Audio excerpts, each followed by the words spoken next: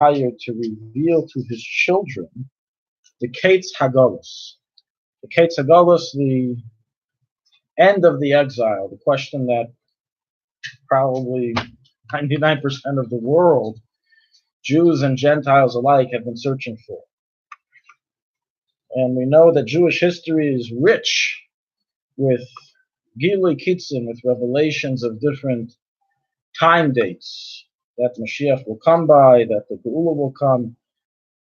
Throughout history, we have throughout the ages that different Gedolei Yisrael were Mechashiv Kitzim, they calculated the time the Moshiach is supposed to come. Unfortunately, as we know, it didn't happen literally at the times that they said. And the Rambam took the approach that those who are Mechashiv Kitzim, those who calculate and make all these calculations, Moshiach's going to come, he doesn't say something very nice. Let's just say he says, don't do it. He's not a big fan. And one of the reasons is because while it excites people, at the time, you hear, we just made a new gematria, Tuf Shin Ayin Tes, Yud Beis Tevis, Mashiach's supposed to come. So everyone's so excited tonight. Yud Beis Tevis, Mashiach's supposed to come. What if Chas V'Shalom it doesn't happen? What is it? So because of this, the Rambam and other Gedolei Yisrael were not very for the idea of Gilui Kitzim, of revealing end times. But nonetheless, we see that there were Gedolei Yisrael who did so. And Yaakov was, we can say, he was the startup. He's the first one who wanted and desired to do so. Rashi points this out twice in this week's parsha. In the very beginning, Rashi asks, why is Parshas Vayechi, which is a new parsha, why in the Torah does it begin as a parsha stuma, as a closed parsha? Why doesn't it begin as a parsha sucha, which is in the ways that the indentations are made by the scribe in the Torah, which represents the start of a new portion? In a stuma, it represents that it's like a continuation of the previous paragraph. And what Rashi answers is based on the Medrash. Shekivan sheYaakov niftar Yaakov b'nu nistar neim b'nu sheYisrael. One reason is that this hints to us that when Yaakov passed away, the slavery pretty much was going to begin. So the Jewish people's hearts became closed. The second reason, Yaakov desired to reveal the time that Moshiach would come, the Vanav to his children, and it was concealed from him. He didn't have the right to reveal it. Then we have later on when Yaakov Avinu, after he finished blessing Yosef and his sons, he called, after he finished blessing Yosef and Yosef's sons. Right? And that's what it says in my parsha. He blessed Yosef and Yosef's sons. So in Revi, it says something which is kind of strange. It says, "V'yikra Yaakov Obanav, v'yomeh ha'asvu v'agidu lecheves asher yikra eschem ba'achris hayomim." Yaakov called his children and said, "Please gather, and I will tell you what will occur to you in the end of days," prophetic visions. And then in Pasuk Beis, the very next Pasuk, it says, "Hikatzu v'shim b'nei Yaakov," gather and hear, children of Jacob. Why the repetition? In the first pasuk it says gather and hear. The second pasuk says again gather and hear. So Rashi answers this question. That Yaakov desired at that time to reveal the Kates, very similar to the first Rashi. V'nestalka mimena shechina, and the Shechina left him. He was unable to do so. He lost his prophetic vision of telling the Jewish people when the Kates. The Rebbes in the Likutei Sichos in volume 20 goes into a discussion of this medrash, this Rashi, and what was really going on here. Why was Yaakov Avinu so into revealing the Kates to his children? What was the purpose, the necessity, the reason? And why did Hashem ultimately not allow his plan to become fruitful, to bear fruit and to be done? Now we know that unfortunately the Geula has not yet come, the Geula Mitzvah Shlema. So just imagine If Yaakov Avinu would have said, listen guys, I have great news. I want to reveal to you the case. Moshiach's coming in the year Yud Beis Shvat, Yud Beis Teves, Tov Shin Ayin Tes. Now what year were they in? A long time earlier. Over 3,000 years earlier. About 3,500. 3,500 years?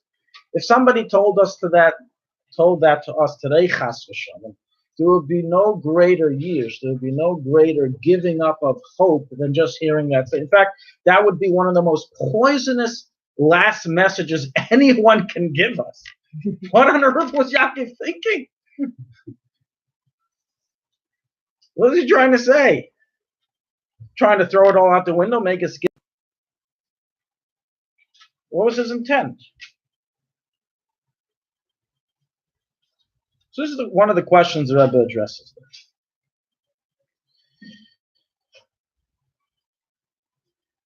So first, the Rebbe answers that in truth, the case that Yaakov intended to reveal was not the case as it ended up being today, but the original case, which was meant to be by Yetzias Mitzrayim. As it says, if we would have merited, and we could have merited, and we should have merited, but we didn't, the exodus from Egypt would have been synonymous with the final and complete redemption. That was the initial intent. And that's what Yaakov Avinu had intended to reveal to his children. But even so, the question still stands in hand. 200 years. Somebody told us we have 200 years till Moshiach, that's also quite, that leads us to a state of years, to a state of, giving up hope. So Rebbe explains like this. In Jewish tradition, there's two types of ways in which Moshiach can arrive.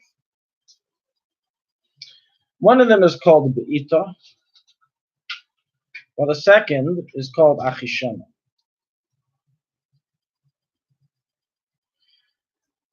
They're both taken from a pasuk in, I believe, Ezekiel, Yechezkel,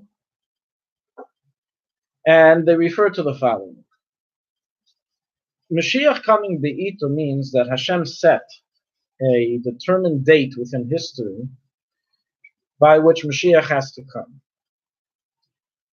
One way or another, no matter how ready the world is or not, Moshiach has to come by this time.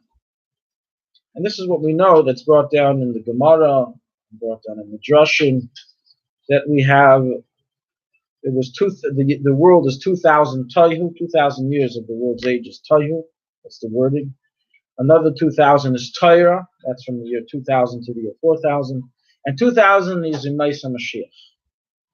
And the year 5000 until 6000 is considered Erev Shabbos, and the year 6000 is already Shabbos.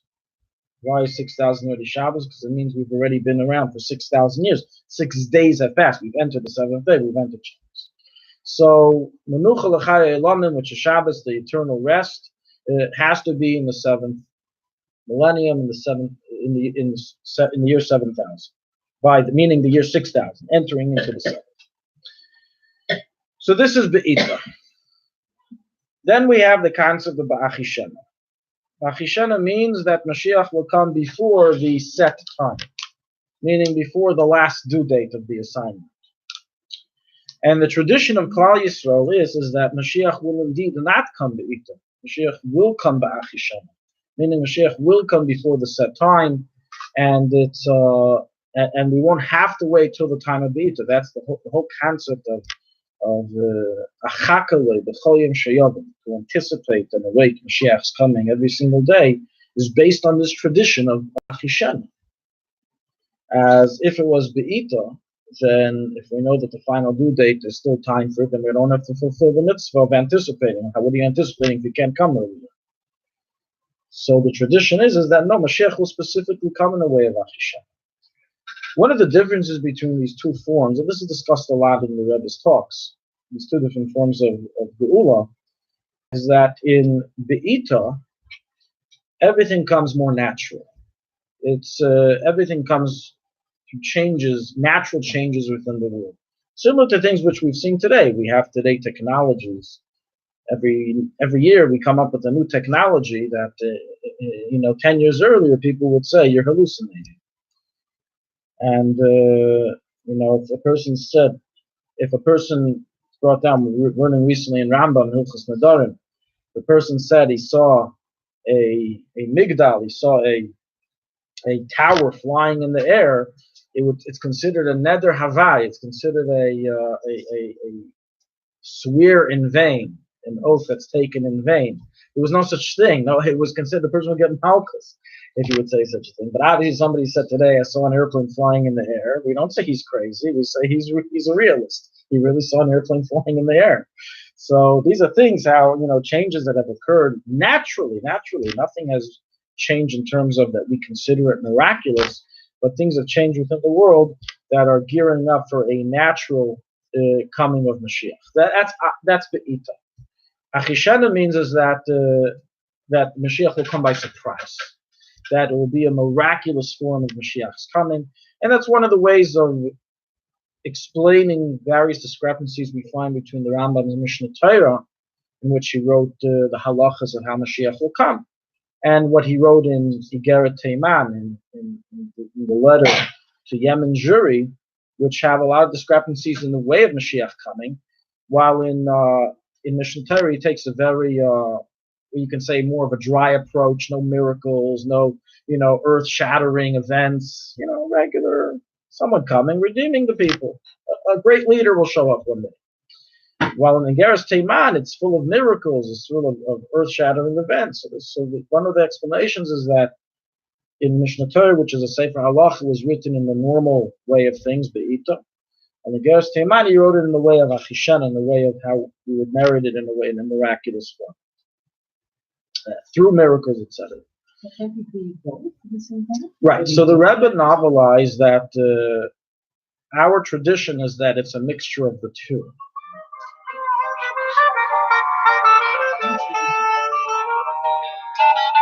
Okay.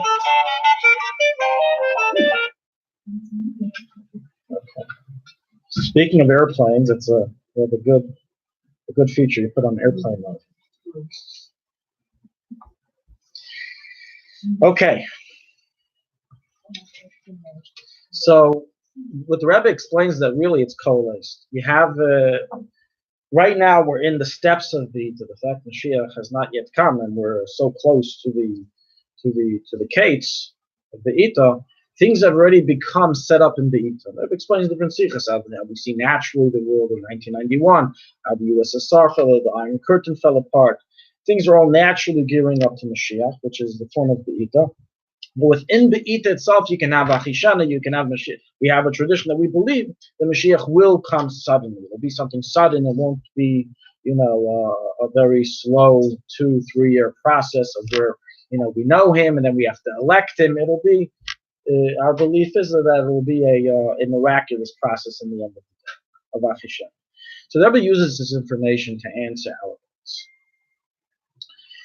Yaakov Avinu, on the contrary, because he knew that the gates are so far away, the natural gates are so far away, he didn't want his children or their descendants, his descendants, Klal Yisrael, to say, listen, in any event, we have a tradition that Moshiach will come regardless, so we can do what we want and just let Moshiach come on his own. He'll come regardless. The Gula will come at a set time no matter what. Yaakov didn't want to tell them, hold your horses. If you're waiting for that, you got some time. You got 200 years. 3,500 years. If you want Moshiach to come sooner, you have to push it. You have to do actions that are dependent on you, so we come ba'achishem. That's the whole thing that Shul ben Levi met Eliyahu Hanavi and said, he met Moshiach and said, and when is Moshiach coming? And he told him when people do tshuva, and they tell a little bit tshuva, that the coming of Moshiach and the way of Achishem is dependent on repentance, dependent on our actions. So Yaakov wanted to give over to his children this side that the Moshiach can come in a way of Achishana, in which we, the people, can hasten his coming and can bring him in a miraculous format before the end time. The Rebbe then asked, so if so, what's the reason that Hashem caused that the Shekhinah departed and he was unsuccessful in giving over this important message? And here the Rebbe says that the reason is because Hashem wants the Jewish people to work and assist in hastening Moshiach's coming in natural methods, through natural means, and not through some divine revelation from above. So if they would receive this divine revelation, divine prophecy, 200 years, Moshiach's going to come, and that would then make them, okay, let's gear up to bring Moshiach sooner than that, because we know how far it is. That would have been kind of contrary to God's intent of that it being specifically accomplished through the effort of the people without having any external fires to arouse them. But this is the idea that's explained there in the Sikh. In the process of, as we said, of the Be'ita, that things of the natural world begin to change and gear towards Moshiach. So we read this before in the class. We find this very specifically regarding Christianity. And what we're going to focus on now for the rest of the class is to, number one, understand the Jewish perspective on Christianity, and number two, the uniqueness of the Jewish faith. What is the difference? We know there's many differences, but what is the essential difference between us and the Goyim in terms of our belief system? Why do we have it different than the Goyim? And can the Goyim get anything better? So I think this will also give us will shine some clarity in the uniqueness of the Jewish people. We're going to go through also some halachas, and of course what we're going to say is mainly based on a Maimon of the Rebbe, which we're going to read inside of the Parshas. I believe this Parshas told us. Maimon Gibamas to Maimon Rabbe. Are you specifically talking about Christianity? Yeah. Why? Correct. But that's what we're going to focus on, as according to the world estimate, Christianity has 2.2 billion adherents, which is 31% of the world's current population. So it is the most adhered to religion on earth. Islam follows behind that, nearly 50% behind, which have just over 1 billion. Well, they keep killing each other, so it decreases all the time. Other religions go up, these goes down. Statistically, it's true. 90% of terror victims are Muslims. Yes, look it up. Worldwide. Yes. Anyway, so Christianity is on the forefront of religions. You have Hinduism, which is, in India. India has 1 billion people there, but you have some Muslims in India as well. You have, I believe it's maybe 700 million Hindus. You have Buddhists, which you don't have that many. It's only a handful of countries which are Buddhist religion. And Judaism, we're the least, the smallest of the nations. How many? We're less than 1% of the world's population. There may be 20 million, 25. It's hard to tell, but we're not near these numbers. Jews. We're not even talking about adherent Jews. We're just talking about Jews. Okay, so let's begin. Historically, we're going to go into the whole idea of idolatry and how Christianity is Avoda Zara and why it's Avoda Zara. But knowing that Christianity is Avoda Zara, as opposed to Islam, which, although is not the true religion, is not idolatry, a person can come along and think that Rahman al-Islam, we have 1/3 of the world population. If you add the Hindus and the Buddhists and all that, you have close to half. And you add the atheists to that. You have most of the world population is still involved in heresy, complete heresy, idolatry. Where have we moved since Avraham Avinu? How much have we gone further? They're called Abrahamic religions, Christianity, Judaism, and Islam. But in truth, Christianity is idolatry. It's not a real monotheism, as we're going to go into later. So a person can think, Rahman al-Islam, where are we moving with the ita? How is the world naturally moving towards a belief in a monotheistic deity, monotheistic God? When just the opposite, the world's greatest adherent religion is Christianity. So the Rambam, when we read this, addresses this in the end of Hilchos Malachim. I'm going to read it again. This version, what we're about to read, is not found in most editions of the Rambam. And the reason for that is very simple. If you look through the classical sources of Jewish texts, you will not find any references to anyone related to the Christian religion. And the reason is not because all the sages who wrote books had localized amnesia, that they forgot, they didn't have any memory of these things, but it's because a very intentional hand of the Christian church went through and reviewed all published material and yanked out anything that had a smell of being derogatory towards Christianity. And therefore, a lot of the texts that we have, including the Talmud, including the Drashim, including the Rambam, including the Shulchan Aruch, which is halacha, has pieces yanked out of them from the censorship of the church. To the point that people make mistakes in halacha. A number of years ago, I was dealing with a shiloh. How did they get all of these Jewish books? I was dealing with a shiloh, which I said we're going to cover some halachic issues also. We're going to cover it later. Oh, question. I was dealing with a halachic question, which we'll get to later. Maybe we'll get to the specific one later. Regarding a certain matter in Hilchos Avoda Zara that has to do with Christianity. And I told him that it's asur. And a few Rabbanim came and asked me, where'd you get this from? It doesn't say this anywhere. How can you make this up? So I'm not making it up. Open up the Shulchan Aruch here and you'll see it. They said, I opened it up. It's not there. So then I realized I must have a complete edition. So I opened up older editions, and it wasn't in the older editions. The edition I was using was a new edition that puts in the censored parts. And so that part, that's where it's written. And then I found other places that it's also written where the censorship wasn't able to get to, like Dr. Moshiach.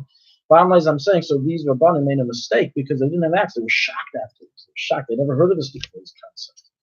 And so we see even in halacha, unfortunately, there's things missing because of the censorship.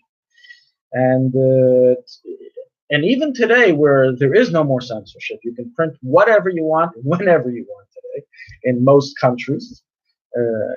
Not such a good idea in France. It didn't go too well over there when they wrote, you know what I'm talking about, the cartoons of Muhammad.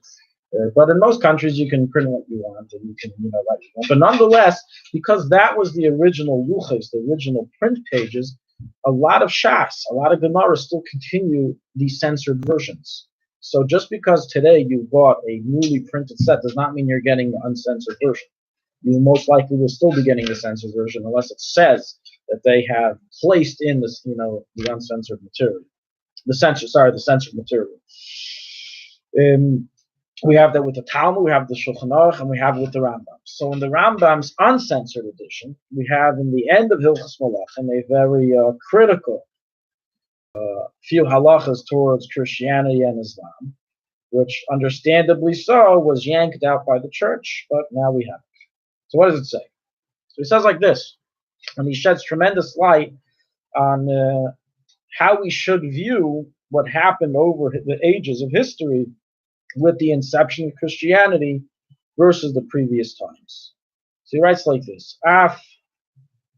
The custom is we don't say the name of Yoshka, so I'm just going to say Yoshka, but the Rambam does write Yud Shun Vav Ayin, and it's mutter to say it if you want. It's no Isser, but the Minhag Yisrael was not to, so we don't.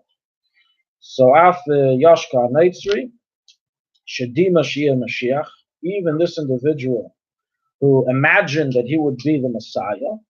Now, this is in the end of after he brings about Cheskas Moshiach, who is established to be Moshiach. That he fights the wars and he fights to bring Judaism that we fulfill all of Judaism, etc.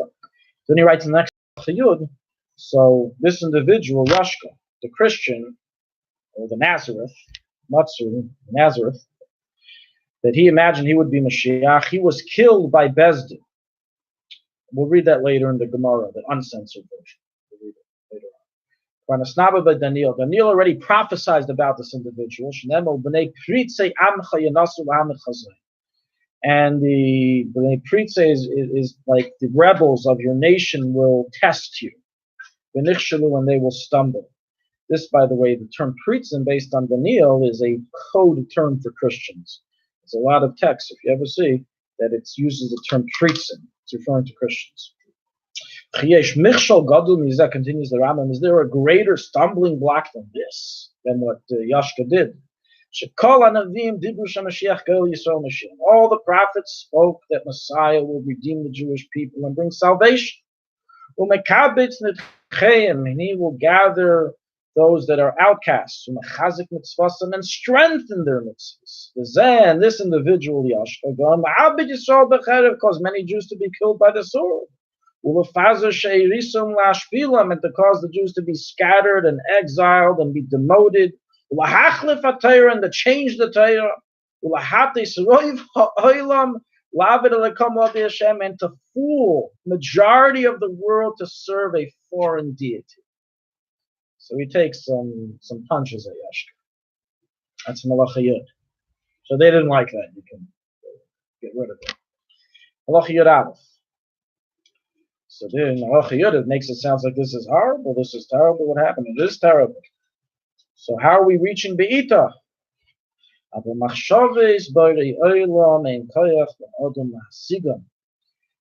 However, here the Rambam drops a very interesting bomb. I think we can't underestimate how big of a revolution this is. To take, and this, by the way, is a revolution that the Baal Shem Tov emphasized and Teres Chassidus emphasized. We had a few classes on this in the previous years.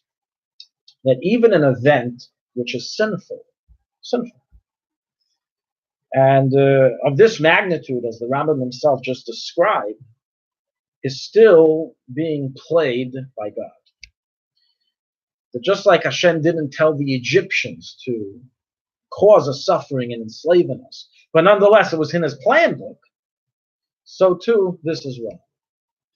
Even though Christianity and Yoshka did something terrible and sinful, there was a reason why Hashem pushed this to happen. And what's that reason? And he tells us. He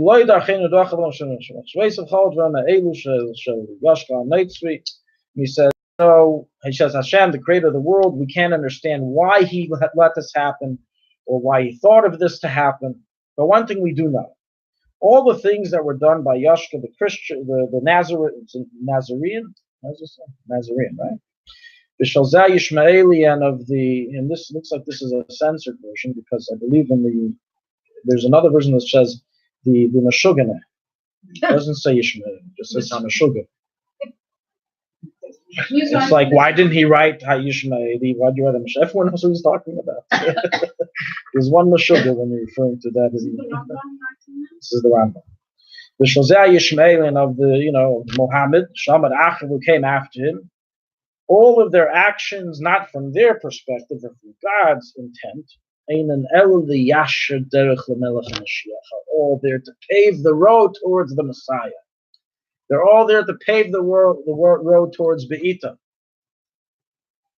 towards what Yaakov Avinu desired to reveal to his children. And to fix the entire world to serve Hashem together. As it says, when Moshiach comes, it's not just going to be us Jews and Hashem is going to send the Goyim to Pluto. No. The world in Moshiach's time is only complete with Jews and Goyim together, serving God shoulder to shoulder. The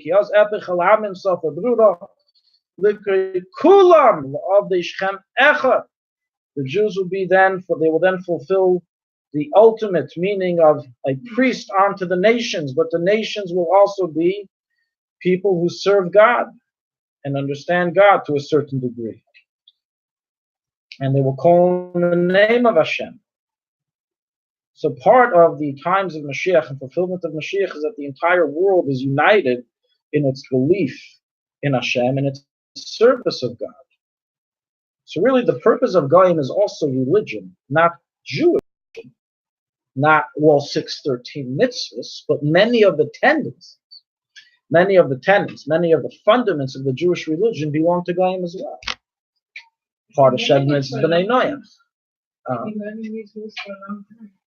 Who? Which laws? These laws about how to recognize Moshiach. How to recognize Melech HaMashiach. So there's gonna be Years already, they didn't get it yet. Halacha Yud Beis, the Rambam points out a little more. But so again, to emphasize here, what the Rambam is saying is that first, number one, there's a purpose also for the Goyim, and contrary to what he said in the previous halacha, that what Yoshka did was terrible, and he did the opposite of Moshiach, and he caused destruction to the Jewish people, the exact opposite Moshiach is meant to bring. On the other hand, from Hashem's perspective, this is in a way paving the road that everyone should serve Hashem together, which is really two contradictory halachas. How do the two make sense? So in Yud Beis, he settles the contradiction.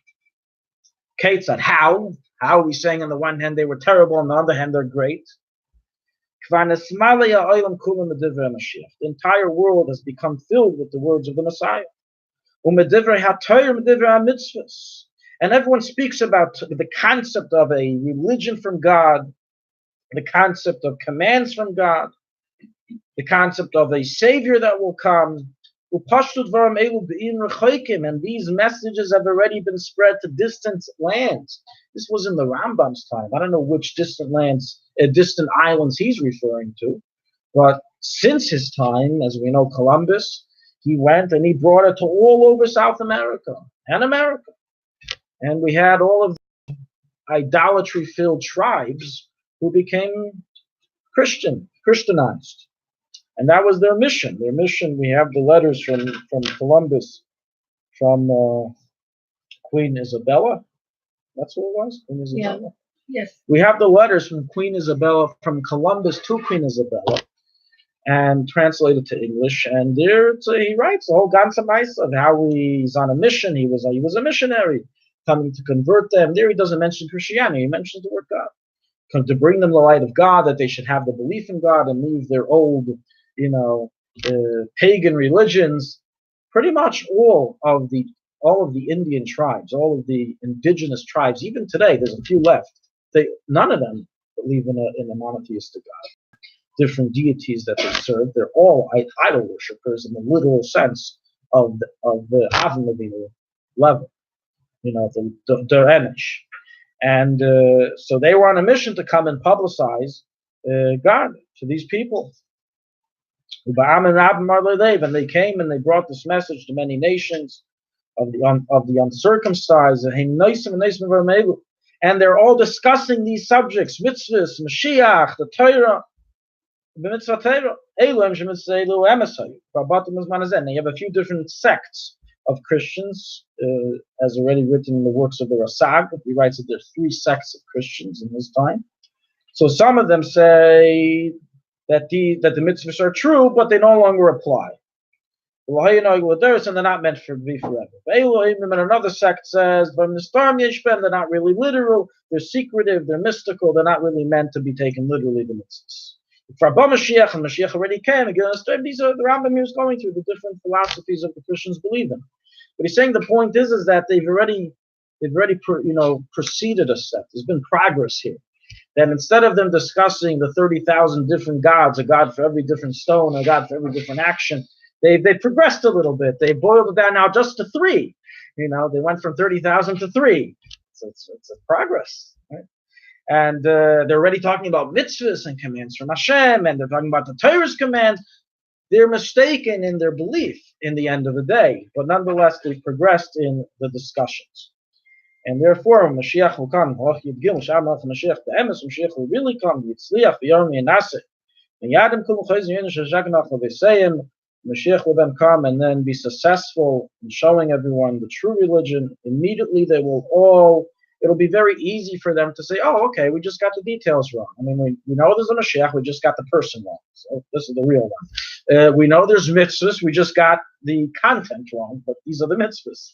So they'll already be used to all this information, and it'll be much easier for them to accept it. The Rambam here amazingly tells, but there's no source, as we know from the Rambam. This was the Rambam's novel ideas that he was writing, that looking at the world, at the entire Christendom of society, was really Hashem's way of furthering Moshiach's coming and bringing the world to a place that when Moshiach comes, they'll be able to more easily accept the true tenets of Torah. So we're going to go into now. It's given any kind of a beat to Yoshka and all the Jewish blood that was spent throughout all these thousands of years. This was the way that Moshiach was expecting to have life to educate the history of the world. Right. Certainly, the idea that Esav saying Yaakov is not a chiddush to Christianity. It's unfortunate due to the battle of Yaakov and Esav, and it happens to be that much of the church and Christians, they propagated pogroms and killing of Jews, but obviously the Rambam is not saying that was a good thing, but that was around also before. Let's not forget. The Roman Empire was before Christianity. They killed millions of Jews. From at least the historical records we have from the Talmud, they killed more than the Holocaust. So the fact that Jews are a nation that are hated and persecuted is not novel to Christianity. The Goyim use different excuses to attack us and hate us. Another, anti-Semitism doesn't need an excuse, doesn't need Yoshka. Christianity, anti-Semitism can be in all aspects. Oh, you're 100%. I mean, everything we said before, anything that Yoshka did, even though there was an aspect that God was looking at that this could lead to something beneficial, that doesn't excuse him from anything. The Gemara itself, as we'll read in Hashem later on, it brings Yoshka's punishment in heaven for what he did. Okay. One second, that story that you told about everything that we told last year about Peter. Right. So that makes it sound like it's really intentional. Okay, so let's save that for later. I want to now go into another aspect, a little deeper to where we're going. So far, what we've established is that in the format of Moshiach coming Be'ita, the natural preparation of the world for Moshiach's coming, we asked how Christianity, which is the world's most adherent religion, fulfills that. We brought the Rambam, who says it is preparing towards that world. Now we're going to go a little bit deeper. Is Christianity in truth Avoda Zara? So before Christianity, let's first start with Islam. Is Islam Avoda Zara? So it's clear, 100%, Islam is not Avoda Zara. I don't want to go too much into this, we don't have time, but bottom line, in halacha, Islam is not viewed as Avoda Zara for a simple reason. They don't believe that any of their prophets, including Muhammad, is a part of God, the son of God, the hand of God. He's just a prophet, like we believe in prophets. Is it Avoda Zara to believe Avram was a Navi, or Moshe was a Navi, or that Yeshua or Ezra were Nevi'im? Of course not. There's a concept of prophecy. It's part of the Gimel Ikrim of Judaism, just the opposite. If you don't believe it, it's heresy. So the concept of prophecy doesn't contradict monotheism. So they believe in the same one God that we believe in. They may call him a different name. They call him Allah in Arabic, which, by the way, since that is the generic name for God in Arabic, it contains Kedusha. So if the name, to a certain level, meaning if the name Allah is written on a piece of paper, you're not allowed to throw the paper out. And the person who speaks Arabic, if he wants to say Baruch Hashem in Arabic, he shouldn't say Baruch Hashem using the name Allah. The same way you shouldn't say it in English. You shouldn't say thank God. Because it has certain sanctity. Same way God in English has sanctity, Allah in Arabic has sanctity of that. It can be erased. Now it has limited, regulated sanctity, but it's not. We shouldn't think just because it's the God of the Muslims that it's false. No. It's referring to the same God as us. They pray to the God of Abraham, which is who we pray to. We all pray to the same Hashem. The eating custom is also Okay, that's already their religion. Here I'm more referring to who's their God. So the God we share the same. It pretty much ends there. That's about the amount of, and of course we share ancestors. I mean, what other about than I have a bracelet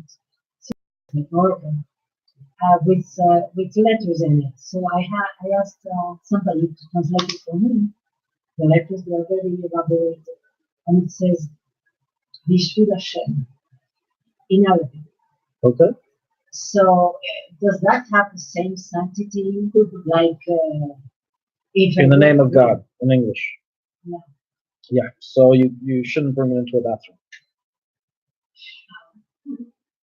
Just like a dollar bill. A dollar bill says in God we trust. You can't open a dollar bill in the bathroom. Yeah, without outside. So there's no, so even if you're a billionaire, you can't use dollar bills as toilet paper. Not allowed to.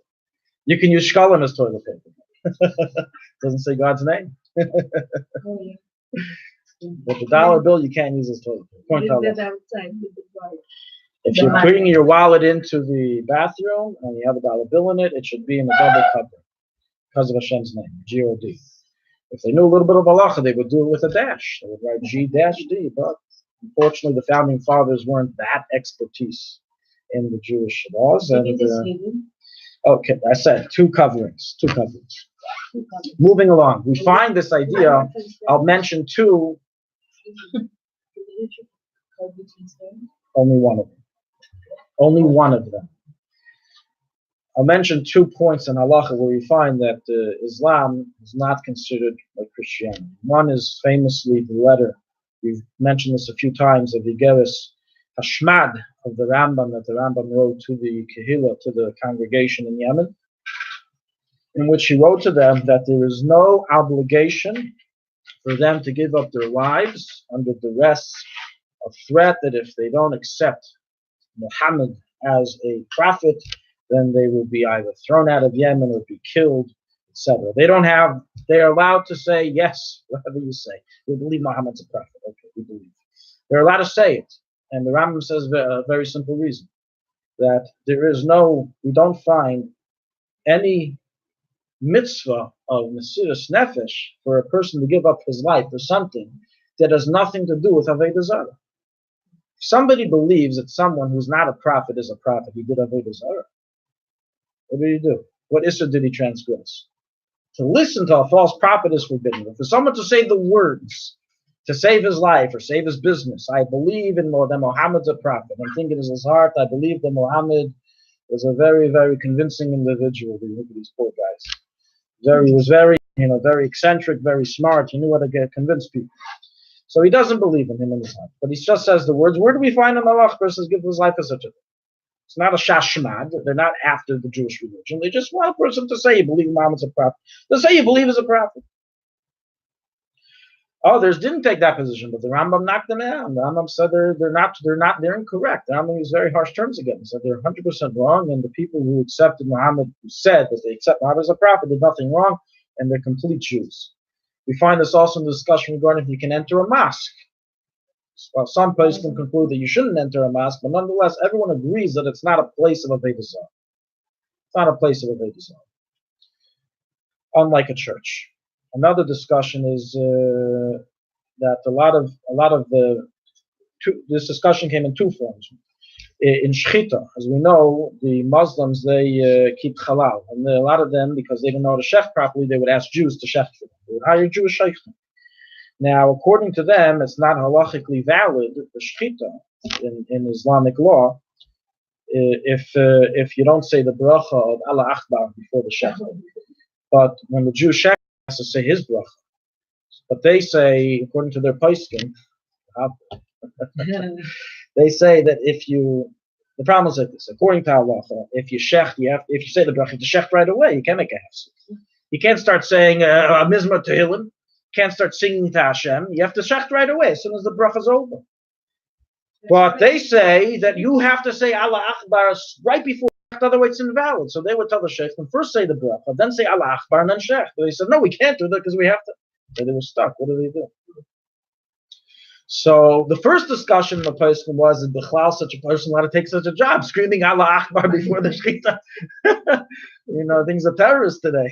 Now, back then, the question was Mitzvah Avoda Zara, and the answer was there's no Avoda Zara. He's screaming God is great in Arabic. Okay, so what? So you're screaming God is great before you shech the chicken.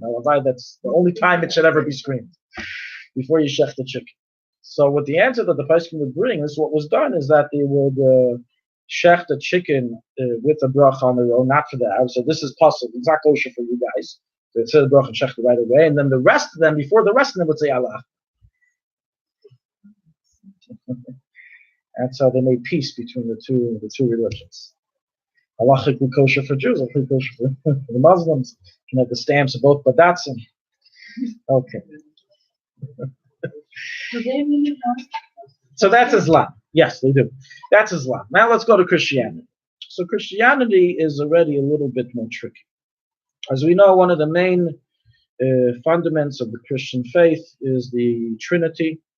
We don't have to go too deep into understanding the religion, but not that it's really understandable. The idea really, in my opinion, makes no sense.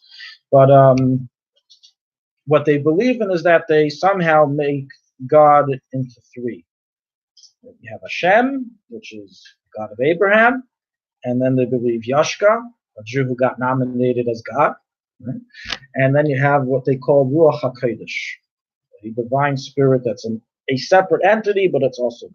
Okay, so this is in most sects of Christianity. There's many sects, many sects, but the common denominator of almost all sects of Christianity is that they do believe in the Trinity. They do believe in this concept, and that is going to be our main issue of Avoda Zara with Christianity. All the other stuff, they go to church, they do mass, they have a cross, they believe in baptism for the Catholics. All this other stuff that doesn't turn it into Christianity. Just like Islam, that they have their mitzvahs that they keep, doesn't turn it into Avoda Zara. What turns into Avoda Zara is the belief system. Obviously, they don't have to believe in the Torah. The fact that Islam doesn't believe in the Torah doesn't make it Avoda Zara. It makes it an untrue religion. It doesn't make it idolatry. Okay, so to believe that the definition of idolatry will go into a little deeper more, but one thing we already know now, that the different ceremonies of the Christians, that alone doesn't turn it into idolatry. So what then does? The belief in the Trinity. Belief in the idea that God is not one, not monotheism, that's already the beginning of Avoda Zara. Now, although there are different sects amongst Christians, and you do have some sects of Christianity which have pushed back against the Trinity and don't believe in it, they do believe in one God and God of Abraham. For the most part, the vast majority still does believe in the Trinity. There were many attempts to try to rip the Trinity out of the church, and it was not successful. It was tried initially with Protestant, sect of Christianity. They also found out there are a few small sects who have. It's already discussed in the Rasag that there were sects who did not believe in the Trinity, and in truth, they would not be under the discussion of Avoda Zara. They're just like the Muslims. But for the most part, all the rest of Christianity does believe in the concept of the Trinity. Now, does this concept of the Trinity constitute Avoda Zara or not? So that's now our question. Is it considered idolatry? It's a little different than Hinduism or paganism or Greek theology, in which they didn't believe in the concept of God. They believed just in that there's a whole bunch of little gods, a whole bunch of little individual gods, the God of this, the God of that, the God of that, the God of that. There's a God for every single emotion. There's a God for every single movement, for every single item that exists. And basically what we call today mazalis, or angels, that there is for every single thing, they called all those things God and didn't believe in anything really higher that has anything to do with the world or that exists at all. So that was pure Avoda Zara. Furthermore, they bow down to these things. They bow down to they would make idols of wood, of metal, of gold, and bow down.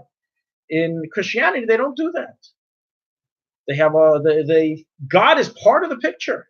He's just split into three, but he's part of the picture. He's not like the other Avoda Zaras that God's out. God is part of the picture that bow down to a physical, To what? I don't know what. So idols, they have little idols. They don't bow. Christians don't bow down to idols. No, they don't. They bow down. They do. To idols, bowing, but to idols, To the cross. bowing to the cross is symbolizing bowing to God. They're not bowing. They have these little. Okay, so let me We had explain. hearing spots. Never mind, with my dentist. And I came in one day. Yeah. And she was doing something. I don't know exactly what. I don't remember it. But then A Christian Arab? she wasn't an Arab. She was Christian. a guy. One of those. She Russian. was a guy. Right. A real guy. That's cool. And she was bowing down. She had a whole thing. She got a Jews also bow down. Rosh Hashanah come to shul, you'll see me bowing as well. The action of bowing down doesn't turn into Avoda Zara. No? We, on Yom Kippur, we bow down. You can come see me this coming year. We'll see. You can come see I bow down. I'm bowing down to God. And they're not taking a getchka out of their pocket and bowing down. I think we're confusing with different religions. If you go to Thailand, you'll see that in the Yeah, I street. understand. I know. But In Christianity, but aren't there stores that have all these little? they're excuse me, those are that's fanfare for the religion. It's not idols that they're bowing to. Even the cross, which we'll discuss later, Amir Hashem, they don't bow to the cross because they believe this cross is a deity. They don't believe the cross is a deity, but go to Thailand and ask them, why are you throwing all this fresh, delicious food? It's not really delicious in Thailand, but let's just say, why are you throwing all this food to these idols in the middle of the street? What do you mean? This is God. This is the God of rice. This is the God of lettuce. Yeah. No Christian's going to tell you the cross is God. If he did, he just double-crossed you. The cross is the symbol of Yeshua. Yeah, but say that, but they don't, it's not deified. Yeah. They don't bow down to it. ראיתי בכל מיני תוכניות של תרבות, שיש, אני לא זוכרת את העיר, נכון, פסל של מריה ארוכה, שיוצא מהעין שלה דמעות אדומות. הם משתחווים לפסל. As I said, there's a difference between bowing down as a sign of dignity, as a sign of, that you give it, as a sign of holiness, than as a sign of a deity. They're not bowing down to show that it's a deity. You ever see someone in the street, you meet them, they go like this to you, they just turned you into a getchka? So now you're a getchka? You just bow down to you? I don't understand. What's a getchka is What's an idol? an idol. Peasant. A festival. Getchka is Yiddish for person. Right? Okay, we don't have so much time, so let's try to save the questions for later. We have still a lot of material we want to cover. That's good. So getting back to where we are. Right now where we're at is we're in the analyzation of why or is Christianity Avoda Zara. We compared it to other real Avoda Zaras that we know of, and it's very different. So the Gemara doesn't really discuss it. First of all, number one, it wasn't Christianity really developed as a full-fledged world religion. In the times of the Gemara and past that, it wasn't so big earlier. So why does the Gemara have to even mention such a small, what they're going to mention every single offshoot group that broke off of Judaism? And number two, of course, the censorship wouldn't allow it. But the Rambam, in the writings of the Rambam, it's mentioned in a number of places in Mishnah Torah and Parshas Vayechi-The from Masechtas Avoda Zara. And there the Rambam very clearly writes, without any mistake, that Christianity is Avoda Zara. Hanoitzrim, das hanoitzrim hi Avoda Zara. When he discusses the laws of Yayin Nesech, das hanoitzrim hi Avoda Zara. When he discusses the laws of not saying hello to someone on the day of his festival, he says, das hanoitzrim gam elu Avoda Zara. The Christians are also part of a group known as idol worshippers.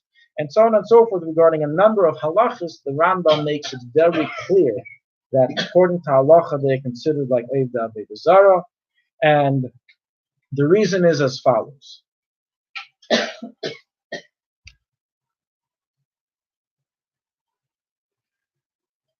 In Hilchos Yesodei HaTorah, the Rambam lined out for us the fundaments of Jewish belief, the basics of Torah, what a Jew is to believe in. And there he lines out. We believe in one God. We believe that God's in charge of the world. We believe in divine providence, that he runs the world.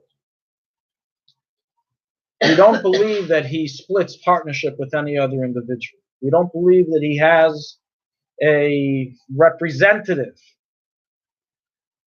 shittuf, that he represents himself in a body.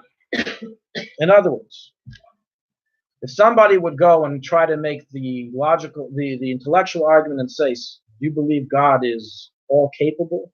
Of course, if you believe God's limited, then that's kfira, that's heresy.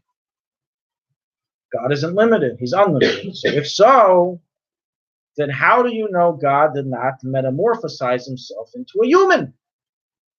Which is in essence what the Christians are believing in. Why are you calling that Avoda Zara? Are you saying that God doesn't have the ability to do so? You just said before he's all capable. You said before that he's limitless. If you say God can't make a rock that he can't lift, you're limited. So he obviously can, because he's all capable. He can do what he wants. So the Rambam, this was a point of confusion prior to the Rambam's times. And as the Ravid himself makes note of, when the Rambam writes that anyone who believes God has a dmus haguf, is a min, is a heretic, the Ravid tells the Rambam, relax. A lot of much greater sages than you believed in that. The Ravid, in his gloss on the Rambam, writes, a lot of much greater sages than you, Rambam, believed in what you're writing is heresy. So just calm down. Don't be so. Doesn't mean that they believe. Yeah, we know we have throughout Scripture the hand of God, the ears of God, the eyes of God. So it seems from the Ravid that there were Jewish philosophers and scholars that took this a little literally. And they gave Hashem a dmus haguf. So the Ravid, while he agrees with the Rambam, he says, take the rhetoric down. It's not what you're saying. They're not apikorsim and they're not heretics. But the halacha is like the Rambam. They are.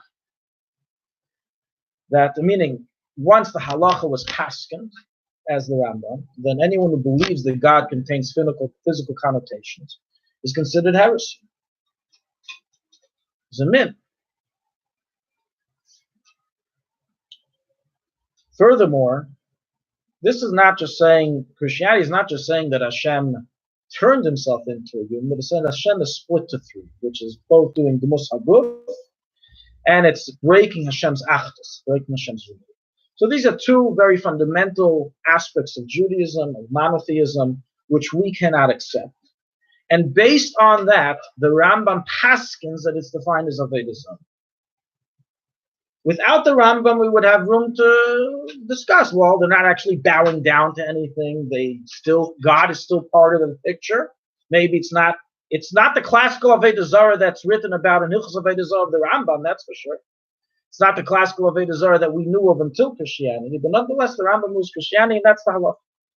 So that's why all the halachas that apply to Avoda Zara, halacha l'maisa, apply to Christianity as well, which include the laws of Yayin Nesech.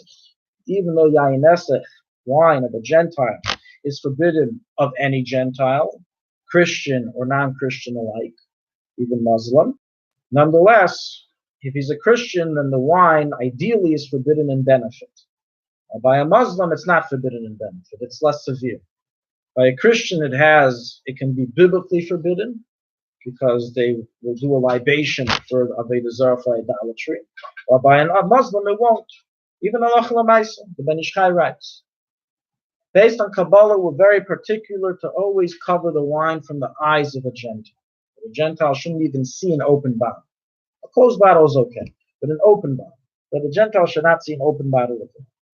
Unless it's cooked. Unless it's mevushal, correct.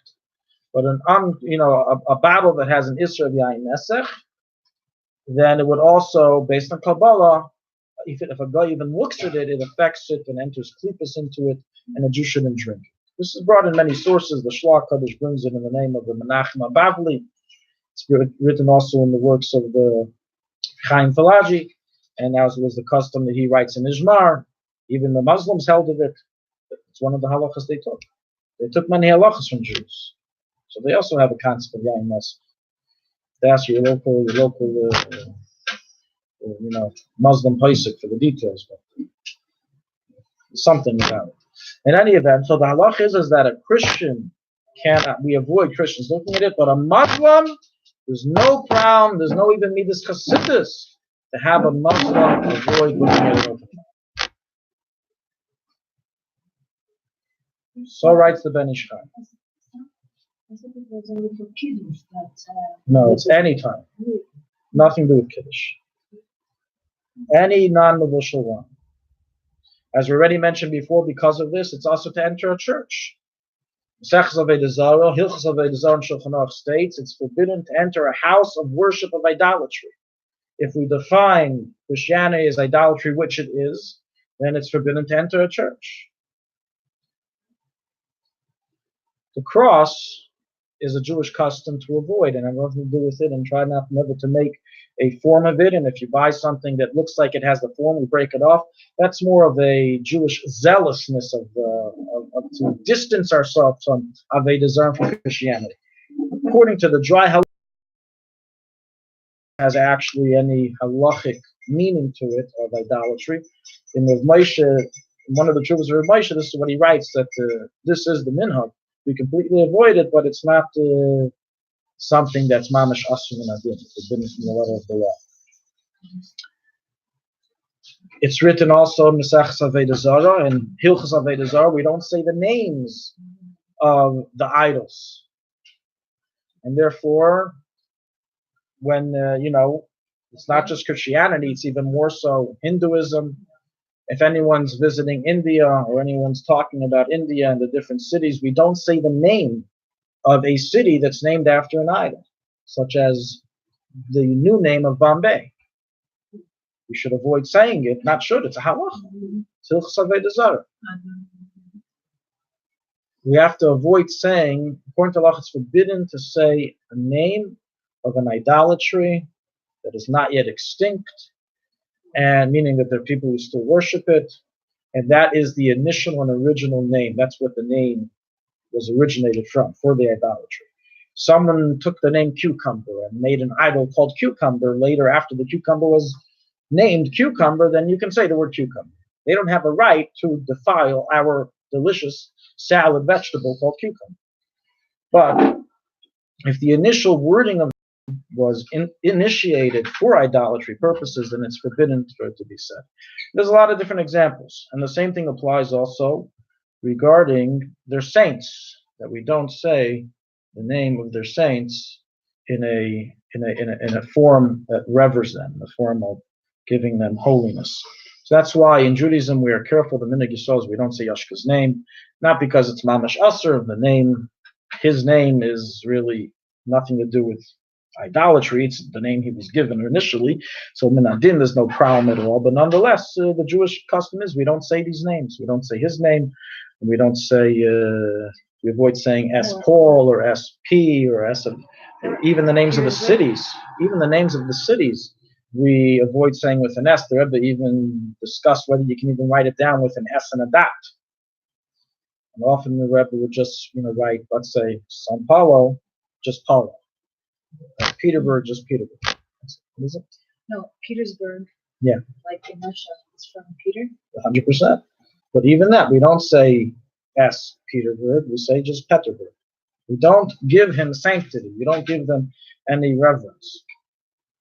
This is all because of having inclination towards Avoda Zara.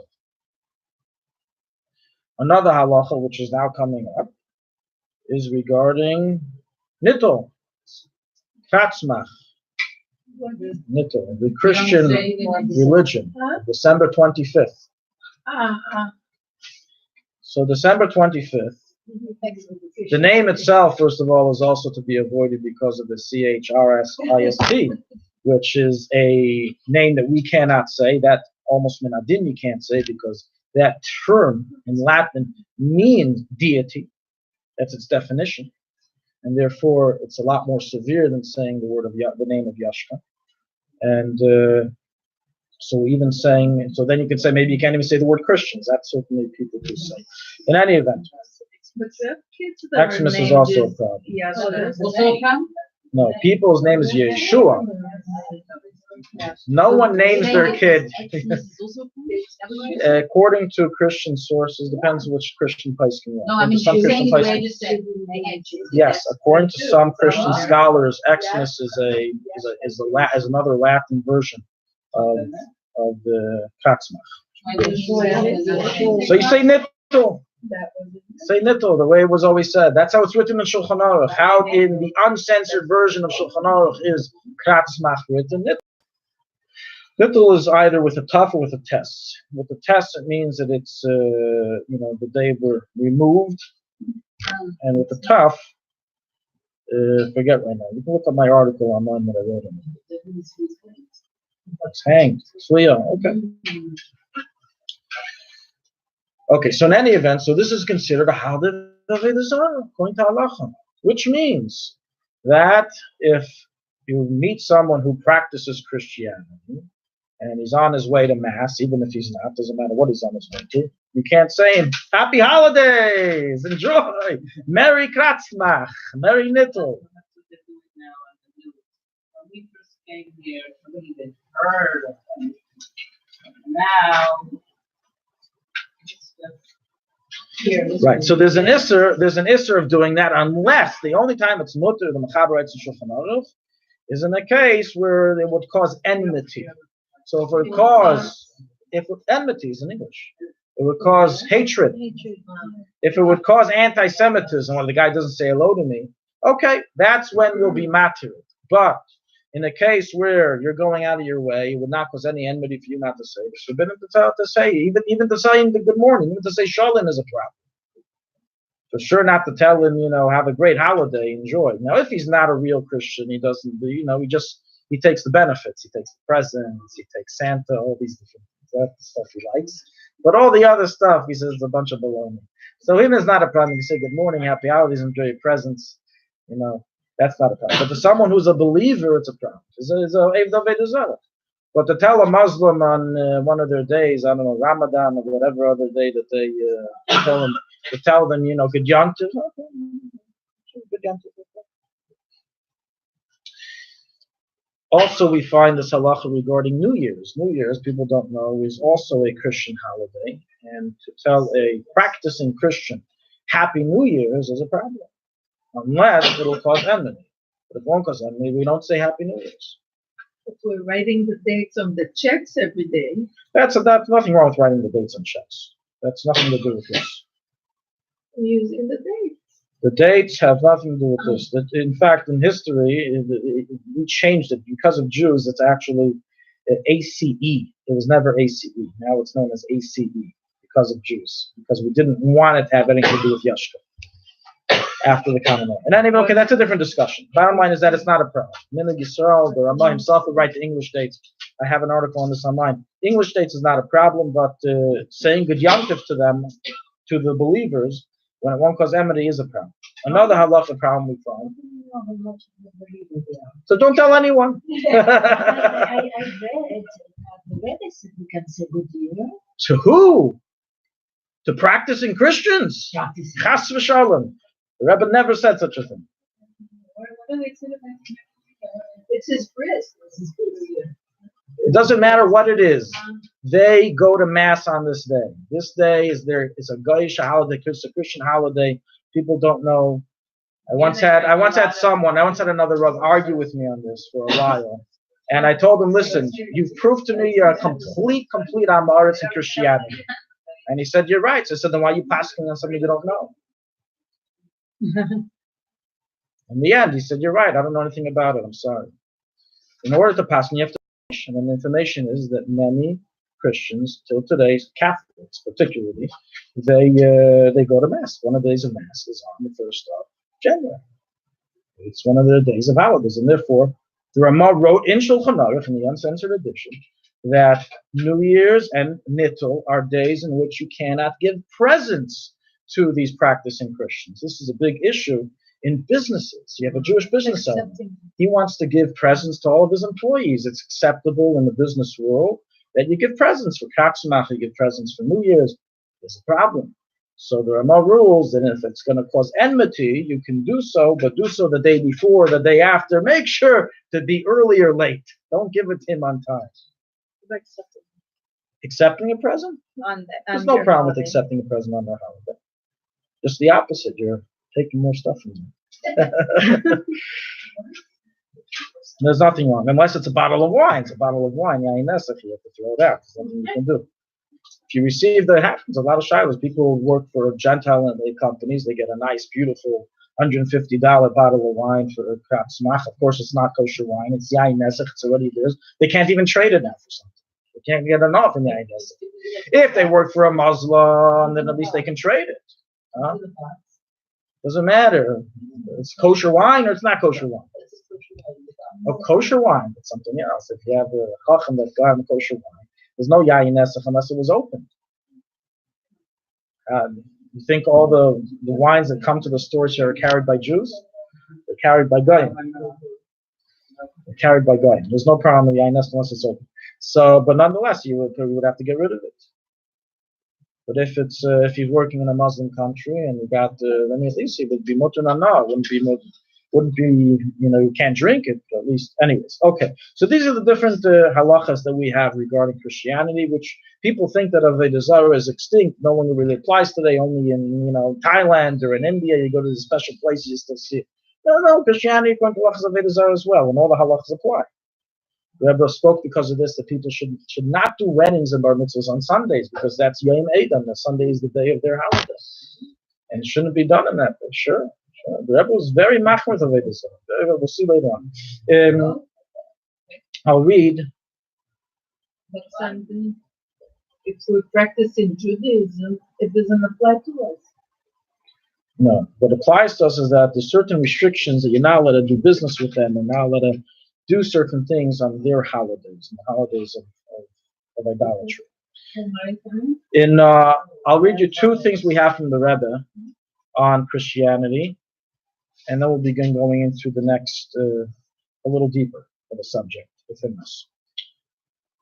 The Rebbe, someone wrote to the Rebbe on the 12th of Iyar regarding what was a petition.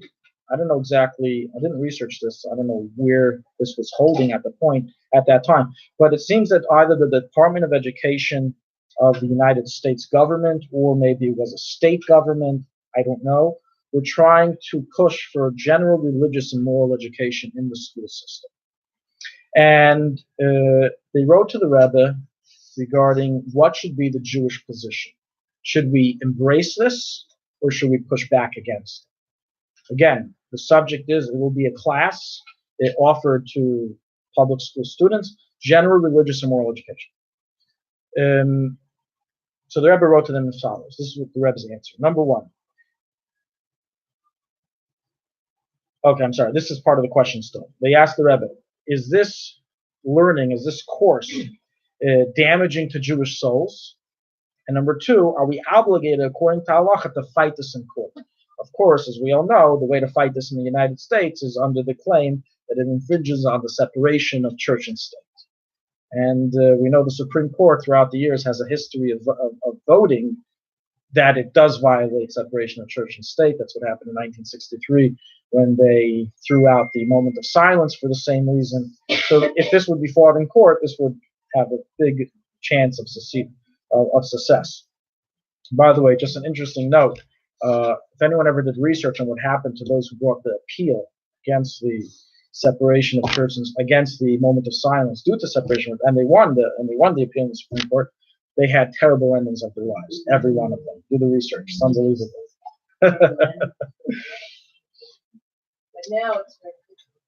Okay, so the Rebbe answer number one. It's understood that this learning of this course, as they sent the Rebbe a pamphlet of what it would include, subject material, its prohibition is included in the words of the great codifier, the Rambam, in Yad HaChazaka, in Hilchos Avoda Zara, Perek Sheni. And this prohibition is a biblical prohibition. What's the Rebbe referring to? He's referring to what the Rambam writes, that it's forbidden for a person even to study or to make himself aware of theologies of other religions, of Avoda Zara, and doing so is a biblical prohibition. You're not believing in it. You're just reading it. You're going online.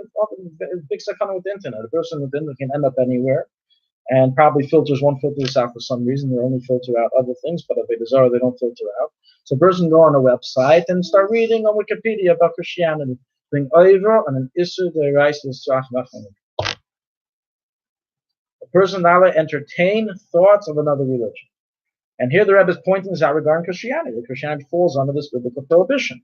He continues that according to the known ruling, that Christians are considered idol worshippers. From this it's understood that not only does teaching this damage the Jewish children in the public school system, but furthermore that this touches upon the laws of Avoda Zara, of which even its surrounding laws are so severe that one wants to give up his life for it, and certainly it's a tremendous, tremendous prohibition. So that was the first part. The second part. Based on what I just said, the automatic conclusion from it is that according to halacha, this has to be fought against in court. And we do everything possible in all the legal ways that we have at our hand to nullify this terrible decree.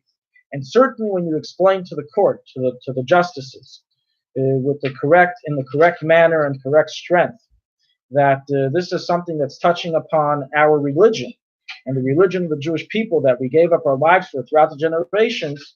So certainly a very developed country, a democratic country like the United States will recognize this, and they will not force the Jewish people to transgress their religion and study this. And the Rebbe then concludes, due to the obviousness of this matter and its emergence and the importance of it in emergency, I will leave it at this, and I bless you to be successful. Is it also to read mythology? To read what? Read mythology. Why not? Why not? Why? Of course, Avoda Zara. Is this the question? That's not a chiddush that's coming out of this class. That was said by many people before I was born. Is this for that reason and others. Is this the questioning time now?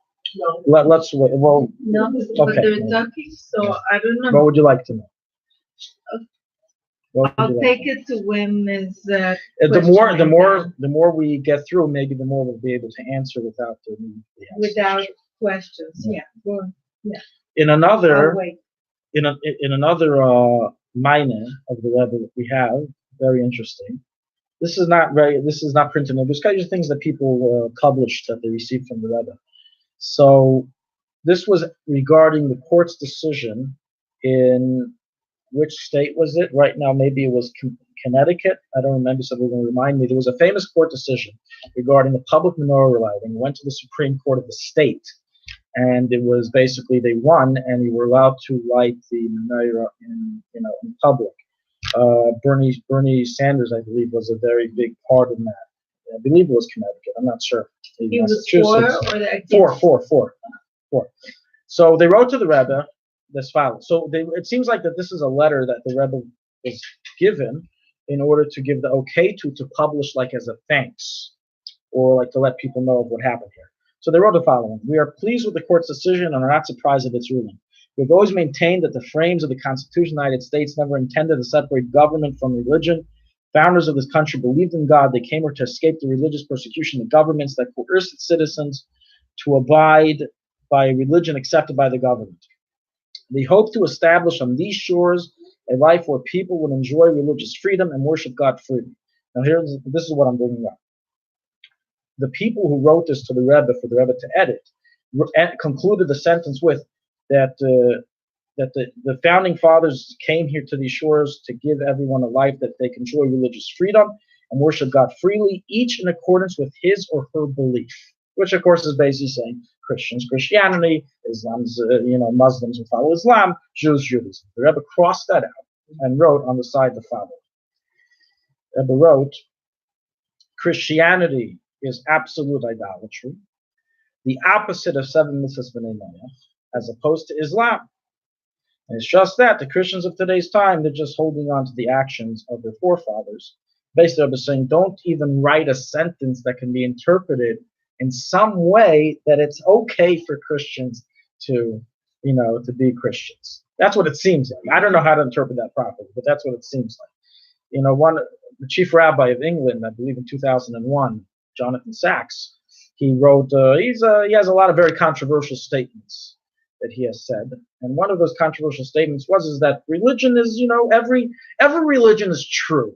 Jews are true. Judaism is true for Jews. Christianity is true for Christians. And this was, of course, fought against very severely by many members of Judaism, saying, how can you, God forbid, say such a thing? You believe in one true religion. And so it seems like this is what the Rebbe is aiming at here, is don't give it any weight. But now we're going to enter into something very interesting, a little twist to this whole story. It's all twisted.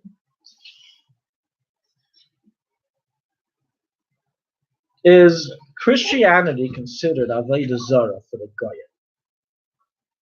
So, and think about this question. We understand, according to for Jews, by the Jewish religion, it's absolutely forbidden due to breaking God's unity, doing the Moshiachs, two issues that the Rambam brings up, giving God a physical connotation. The Moshiachs. So for Jews, it's heresy and it's complete Avoda Zara. No, that's not under discussion. But what about the words you said? Yeah, translate. First grader, kindergarten level. I understand. I'm slowly. I translated it. The Moshiachs means that contains physical connotations. I said the Hebrew word. Demut Haguf. They believe. Okay, physical language. I got it. If they bow. So for Jews, 100%. No good. What about for Goyim? Is a guy when all these Christians come up to Bezdin Shomayla, they're going to be pointed at. What you did your life? You followed idolatry. You did a tremendous crime. You lived a good life. You were a good Christian. Come to Gan Eden. What's the perspective for the Goyim in it of themselves? A guy, not a Jew. For a Jew, it's Avoda Zara is to give up his life as we did throughout history, not to chas v'shalom be baptized, not to chas v'shalom enter into Christianity. But for the Goyim amongst themselves, if a guy asks you, is it halachically mutter for me to be a Christian? How do you answer that? Oh, beautiful. So this, of course, touches on, we can't just say, well, Goyim don't follow the Torah. Of course, they don't follow all the Torah. There's 7 mitzvahs they have to follow. And the first and most important of those 7 Nohadite laws is don't follow idolatry. Don't serve idolatry. So our question is, according to halacha, is Christianity considered idolatry for Goyim? If yes, then it's forbidden for them to do so, and it's a severe prohibition for Goyim. So the answer is as follows.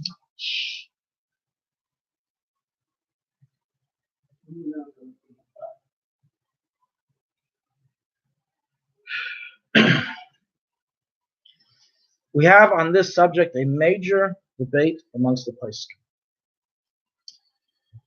One of the practical halachic ramifications amongst the many, if we do define Christianity as idolatry even for the Gentiles, would be, for example, it's forbidden to place a stumbling block in front of them.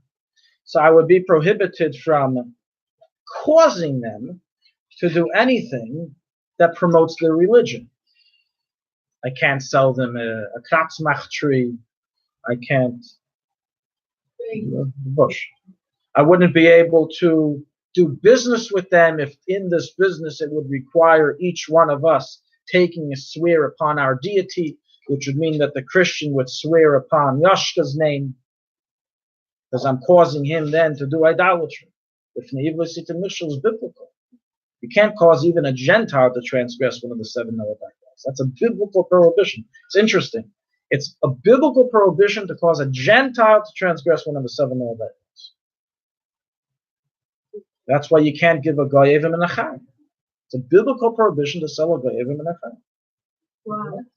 And I work at the store, the gallery, and there's guys and they're coming into the store. No, that's just not slaughtered properly. Even the chai is that they yanked off a leg and then they killed the animal. Usually that's not proper. I thought you were talking about a chain that says chai. I'm like horrified already from the subject. I'm afraid to Weird. What am I hearing? I'm interpreting everything upside down. The Ramah is of the position, Ramesha Isilis is of the position that Goyim are not commanded in Shituf. Which means, I'm going to explain, which means that in the opinion of the Ramah, and this is the opinion also of many Rishonim, Taisvis, the Meiri, Rabbeinu Yerucham, and others, a Goy is not prohibited in believing that God is split to three. A Goy is not commanded to believe in a monotheistic God.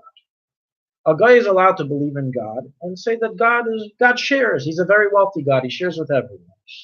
So he shares with three. He shares with Yoshka and he shares with Ruach HaKodesh. He shares with these other two. Shituf is not Avoda Zara. That's the novelty of the Ramah. The Ramah didn't novelize. This is based on Rishonim, on Taisvis, as I said before.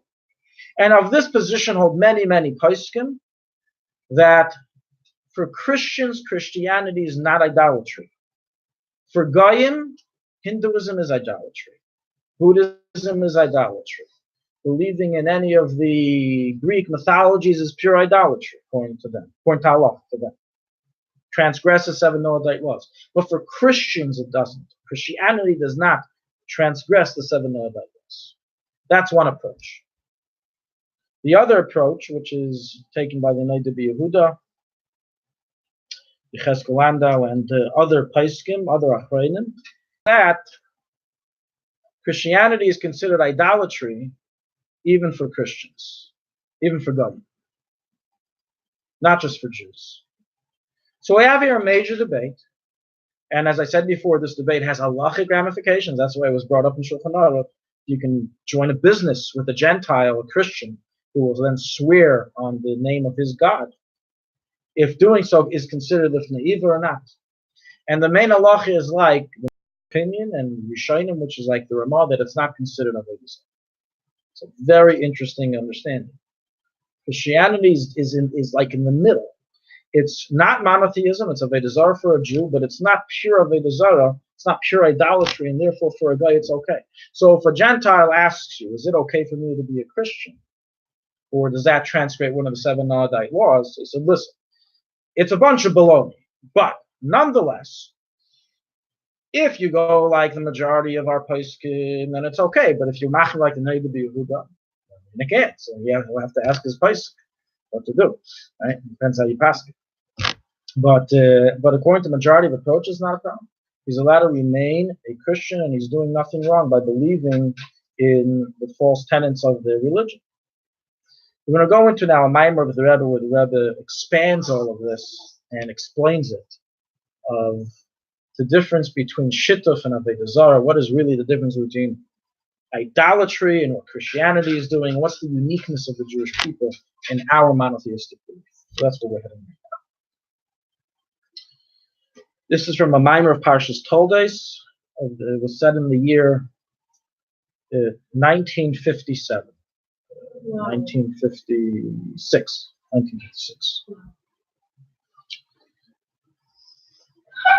Amar Razal bebrachas. The sages stated in tractate brachas, Atem asisuni chativa achas ba'olam ani eseschem tivachs ba'olam. You, the Jewish people, have made me one block in this world, and I will make you one block in the next world, in this world, as an exchange.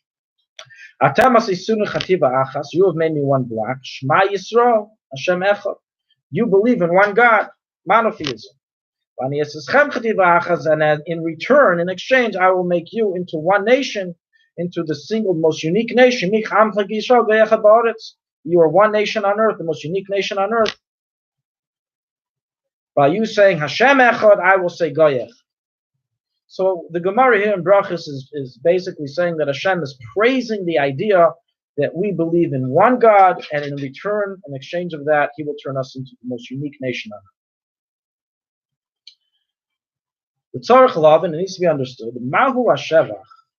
What is exactly the praise of Hashem saying that we turn Him into one God, that we believe in the oneness of Hashem? What is the novelty of this statement? It also, as the Rambam proves intellectually, we come to an intellectual conclusion that there's only one God. So what's the big deal of praising that we don't believe that there's more than one?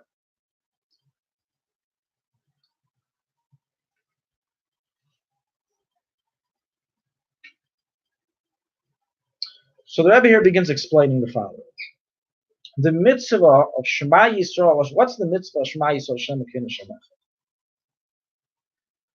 We have one of the 10 commandments is do not serve other gods.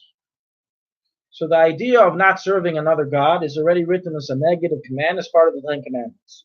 When much later on we're commanded the positive command of Shema Yisrael Shem Elokeinu Shem Echad, what is that all about? A lot of people make this mistake.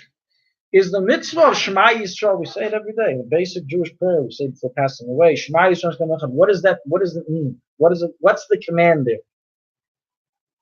If it's coming to say, believe in one God, not two gods, we already have a negative command for that, in the 10 commandments. Command number 2 of the 10 commandments. What's the uniqueness of Shema Yisrael? The Rambam writes already in Yisrael Torah, the first chapter. The mitzvah of Shema Yisrael is to believe that this one God who we know exists, there's not two, there's only one, he's not split into parts. It's coming to negate shituf. It's coming to negate what the Christians did. That this one God is not splitting into 3 different entities, or 2 different entities, but he's an unlimited entity, single entity. That's the mitzvah of Shema Yisrael. Hashem's oneness and Hashem's uniqueness. And the Rebbe continues in the mind. As Goyim are not commanded on the mitzvah of Shema Yisrael. The mitzvah of Avoda Zara and the mitzvah of Shema Yisrael, 2 different mitzvahs. The mitzvah of Avoda Zara, which the Goyim are commanded as number 1 of the 7 Nohadite laws, is don't believe there's more than one God. But the mitzvah of Shema Yisrael, which say believe that the one God is one entity, the Goyim are not commanded it. As the Ramah writes in Orach Chaim, chapter 156, the opinion we said. We said already there's other opinions, right? This is the way the Maimer is going according to the opinion of the Ramah. And the Rebbe now begins explaining. Although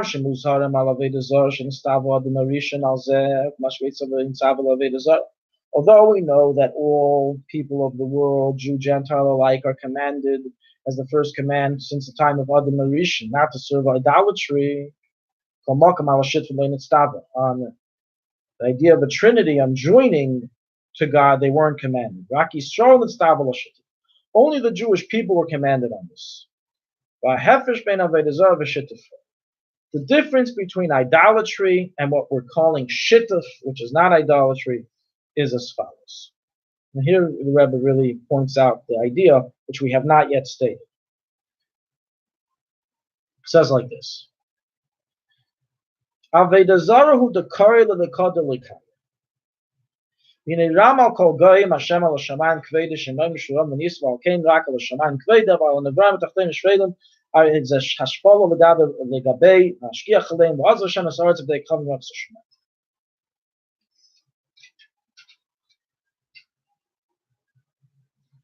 I'm going to paraphrase it in one moment.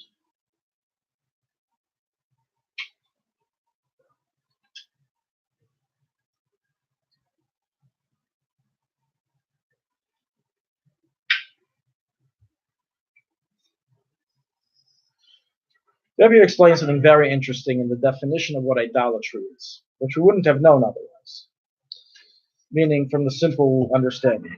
Simple understanding, ask a normal Jew, what is idolatry? They'll tell you, well, let's hear from here. What's idolatry? Okay. So if someone says that they believe in God, they believe 100% there's one supreme God, etc., but they believe that He appointed messengers. You go into the store in India and he's selling you, like back in Avram's time, Avram's father Terach, He's selling you 1,000 different gods, gold, silver, wood, bronze, whatever you want. And you ask him, come on, you really believe that this stuff has any power? You really believe this stuff is us? Of course, there's one God, but these are his messengers that he gives power to. And I believe in the one God, and I also believe in these. Is that Avoda Zara? Interesting question. Is it Avoda Zara? Yes. Yeah. That's what we explain about. So what is Avoda Zara? How do we define Avoda Zara? Hashem needs to know. Just said before, Shittuf is mutter for God. We have to differentiate between Shittuf and Avoda Zara. So the Rebbe points as follows. And this is really understood from the Rambam. When the Rambam, so again, idolatry doesn't have to reach the point of someone bowing down to a wooden idol and saying, you are the God who created the world. You are the only God. It doesn't have to go that far. For sure, that's idolatry. And by the way, I'll tell you something much worse than idolatry. A much bigger sin than bowing down to an idol is being an atheist. Denying any supernal being in existence is much worse than idolatry. It's a step lower in the gutter. People may think, well, at least he's not an idol worshiper, this atheist.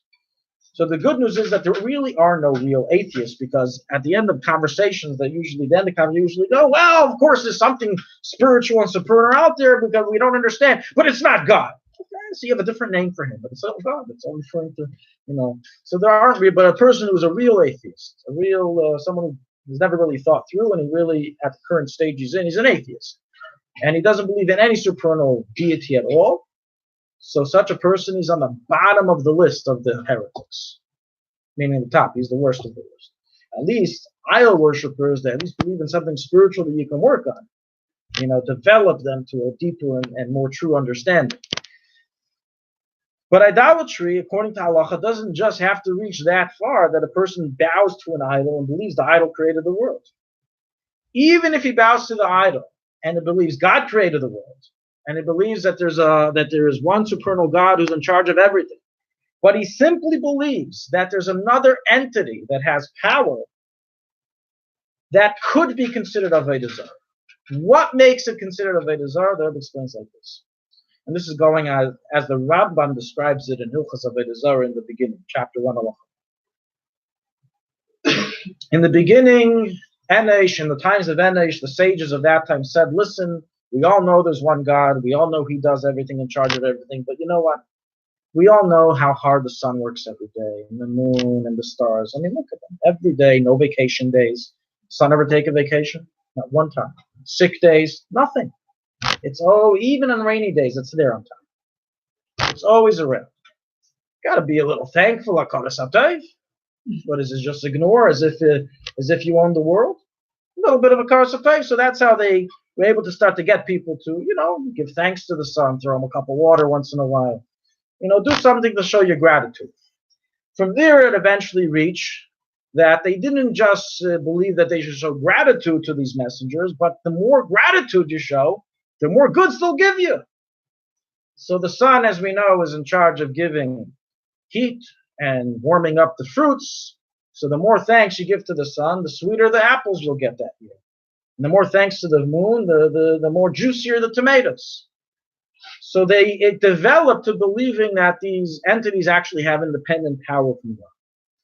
And that's where Avoda Zara began.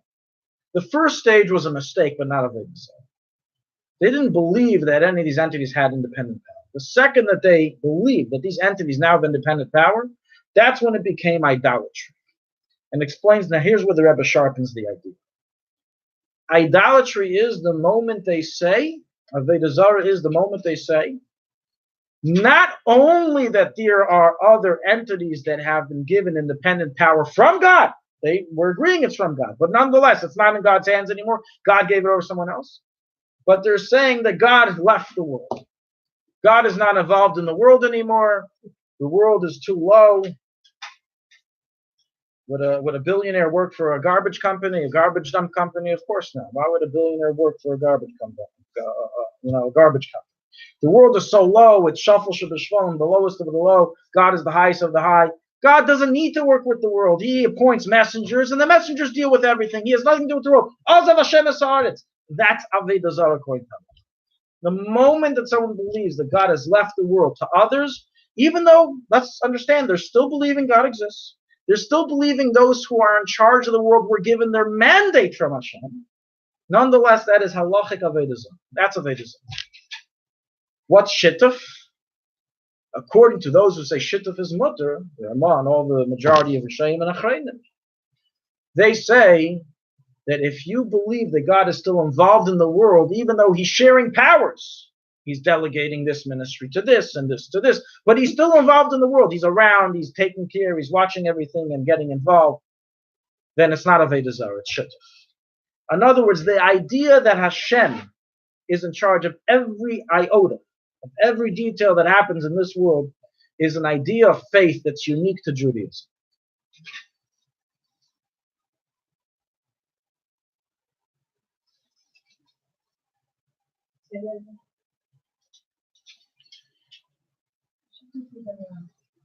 The definition of shituf is a little different than the way we described it before. Before we said that they're not bowing down to something separate from God, they're just turning God into three.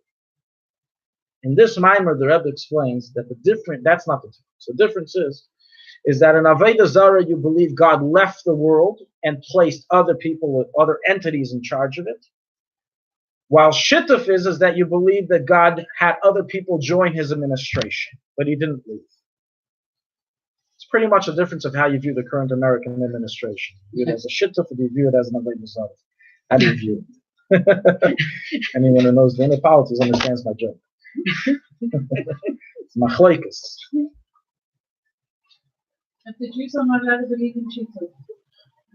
That's what the Rebbe said. What the Rebbe is explaining here is unbelievable. The Rebbe is explaining that the uniqueness of the Jewish religion, of the Jewish faith, is not just the idea that we believe in one God and the God wasn't split to three, but that every movement of this world, everything that happens in this world is from Hashem, and that there's nothing out of Hashem's control.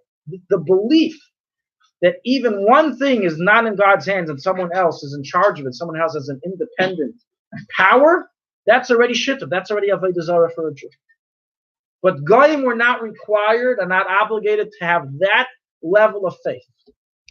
And as Rebbe explains later on in this mimer, and mainly in the mimer of Ashtei Yayin, another mimer that was said in Tafshin Lamed Aleph, famous mimer of the Yud Aleph Nisan, that the Goyim aren't able to reach this level because their neshamas, their souls come from the mazalis. Their souls come from the level of the angelic figures that are part of the Avoda Zara. They are part of this, of the constellations, and therefore their natural tendency is to believe in them, is to believe that there are other entities that contain power that were given to them by God.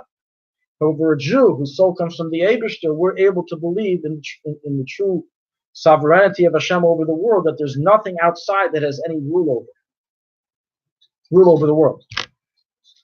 1 second, just to make sure that this point was hit home, is that we're shifting here. The idea of idolatry is not just the idea that you don't believe in God or you believe something else is God, but that negating idolatry for a Jew means that you believe that everything that happens is Hashkafa Pratis. It's a big chiddush. In other words, someone who says, of course I believe in only one God. Shema Yisrael, I don't believe in shituf. When you ask them, do you believe that leaf, when it flipped over 10 times, that was God or was it Mother Nature? That was Mother Nature.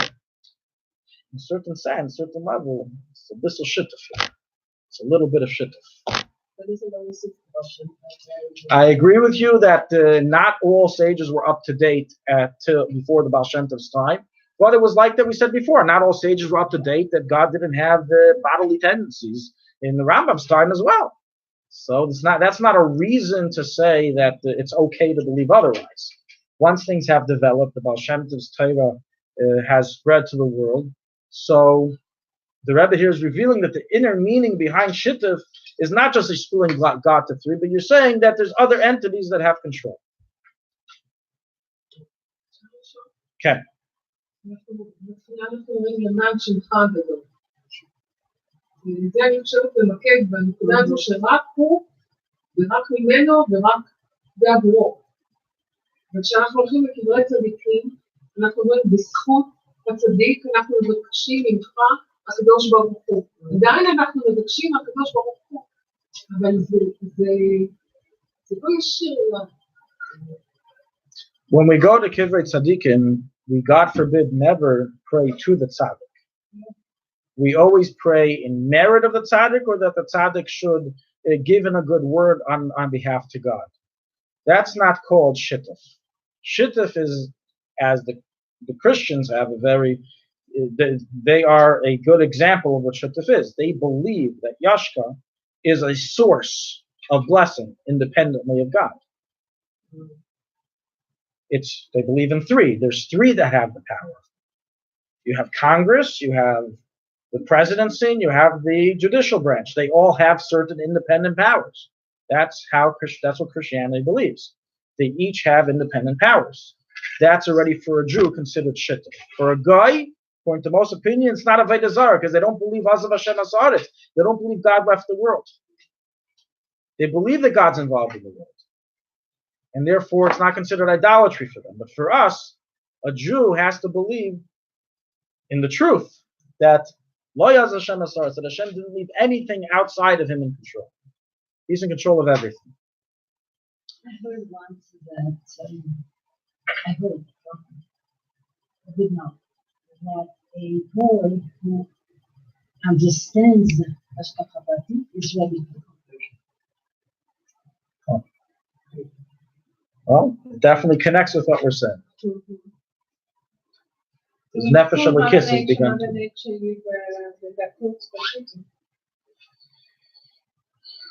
I mean, we use it. There's nothing wrong with saying my boss gave me a check, my neighbor lent me a bag of flour. You're allowed to say those things. You don't have to say, oh, God gave me a bag of flour.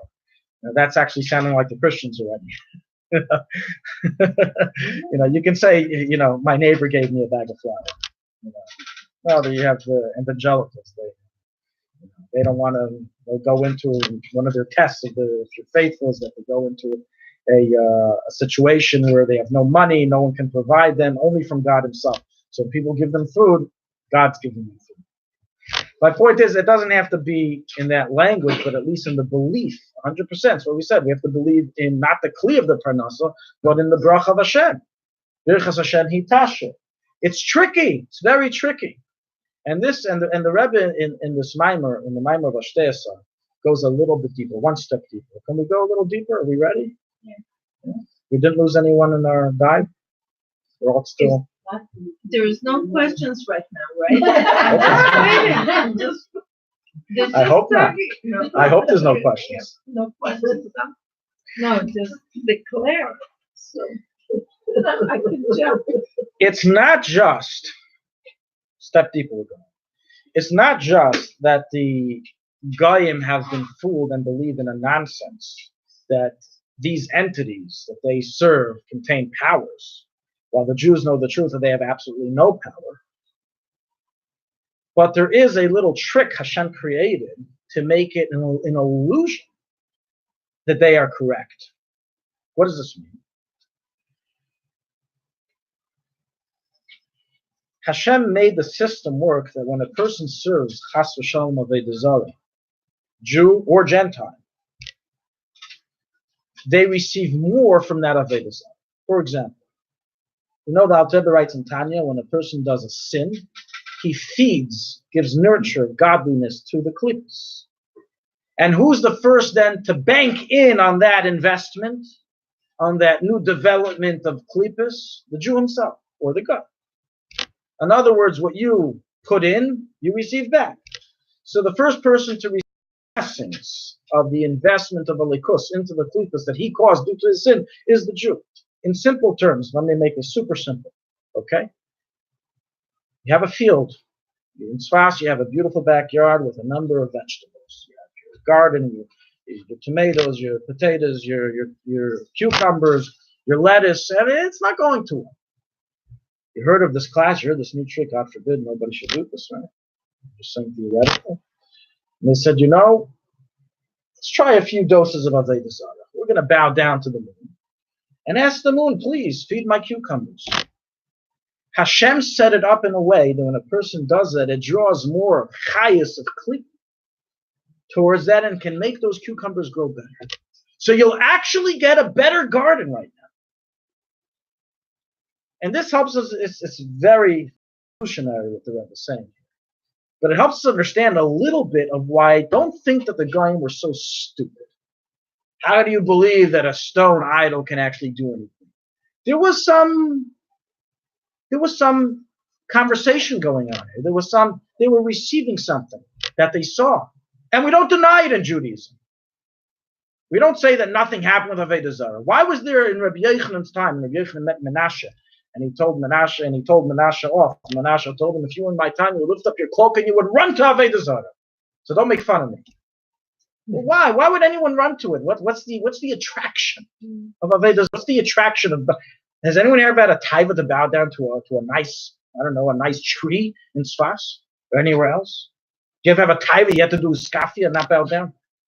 Because there was reciprocation that they saw. And the Rebbe explains like this: the chachma and the bittul that a Jew has is that he's willing to get less, but stay with the truth. And know that this is a trick. This is an illusion. All this is not because that in truth God gave power to the moon to give more when somebody serves him better. No, Hashem's controlling the world, and Hashem, for the sake of balancing good and evil, made a system that this kedusha, that klipa, nurtures off of, and you can cause it to nurture off that klipa by doing an aveir.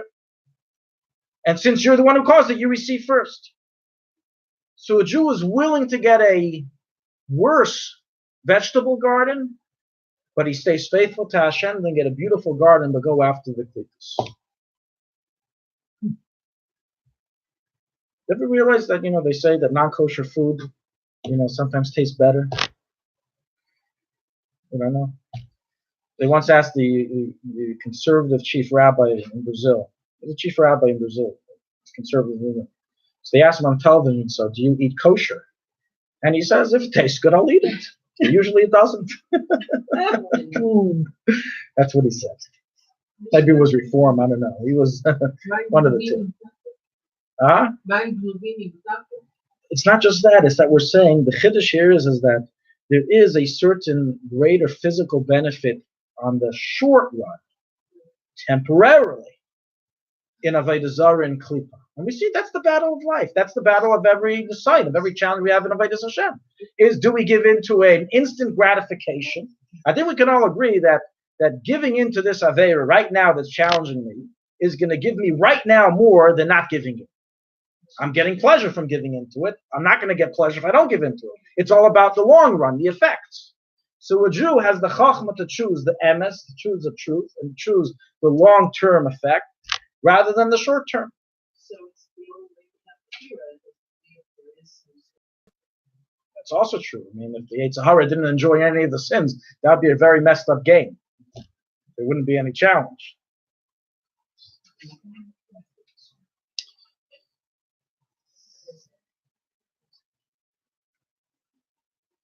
Okay, we have one more segment. We can do it or not do it. We'll leave it to the class to decide.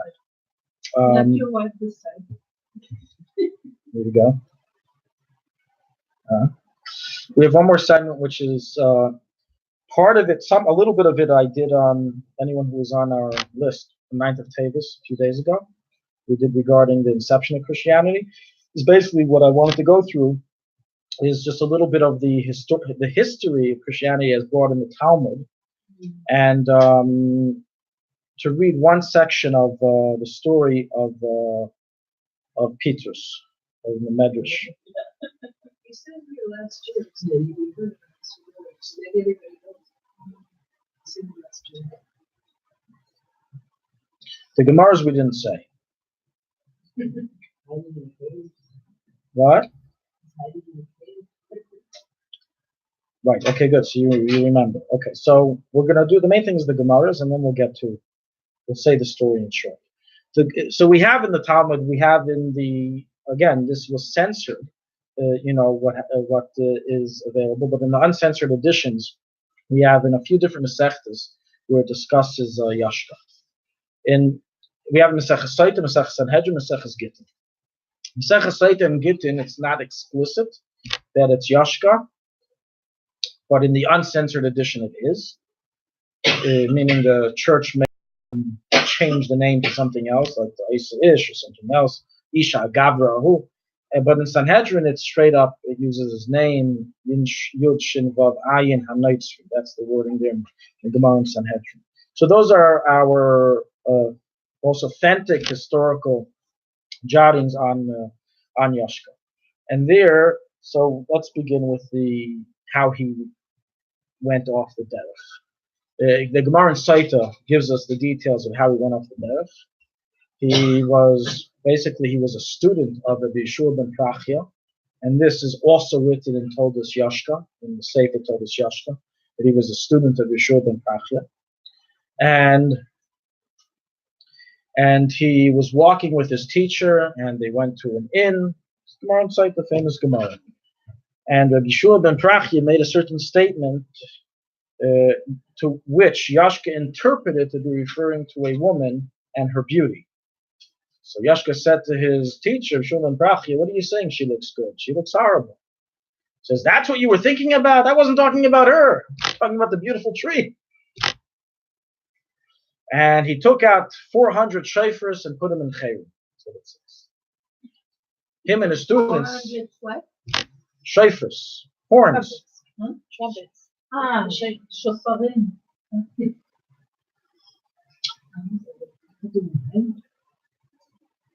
Yoshka was thrown out of school, thrown out of yeshiva, and he came back every day begging his teacher to accept him back into yeshiva. Yeshua ben Prachya kept telling him, no, go away, no.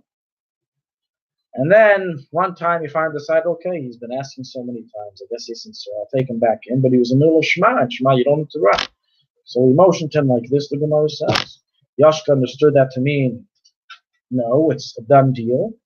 So it says, Yotza, the Gide, if he went and he blasphemed and he said the Avoda Zara and he became a masis, he went ahead and a missionary to take the Jewish people away from Judaism. And from there, the Gemara deduces that a person should always be very careful with a student. It says three things: student, the Yetzer Hara, a woman, and a child. Always have one hand bringing close and one hand pushing. Left hand pushing, right hand bringing close. But not two hands pushing away. There has to be a very balanced approach in order so we don't get the results of Yoshka. So that's the Gemara in Saita.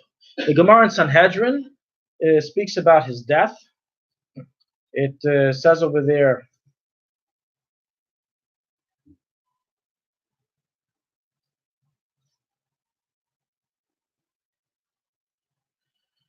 that he was caught by the Chachamim, by witnesses, Jewish witnesses, doing kishuf, doing sorcery. This was on Erev Shabbos, Erev Pesach, and he was basically hung. This is the wording of the Gemara, Talu to Yoshka Notzri, for what he did. And then it goes on, and the Gemara says that he had 5 students. Tamisha Talmidim Hayu. He had 5 students. And it goes through the Hebrew names. Matthew, it calls Matai, Nikki, I guess Nike, Netzer, Boini, Toida. And it goes through each one of the different names and what happened to them. So this is the second historical jotting that we have. And we have also, as I said, in the Gemara in Gittin. The Gemara in Gittin is already after his death.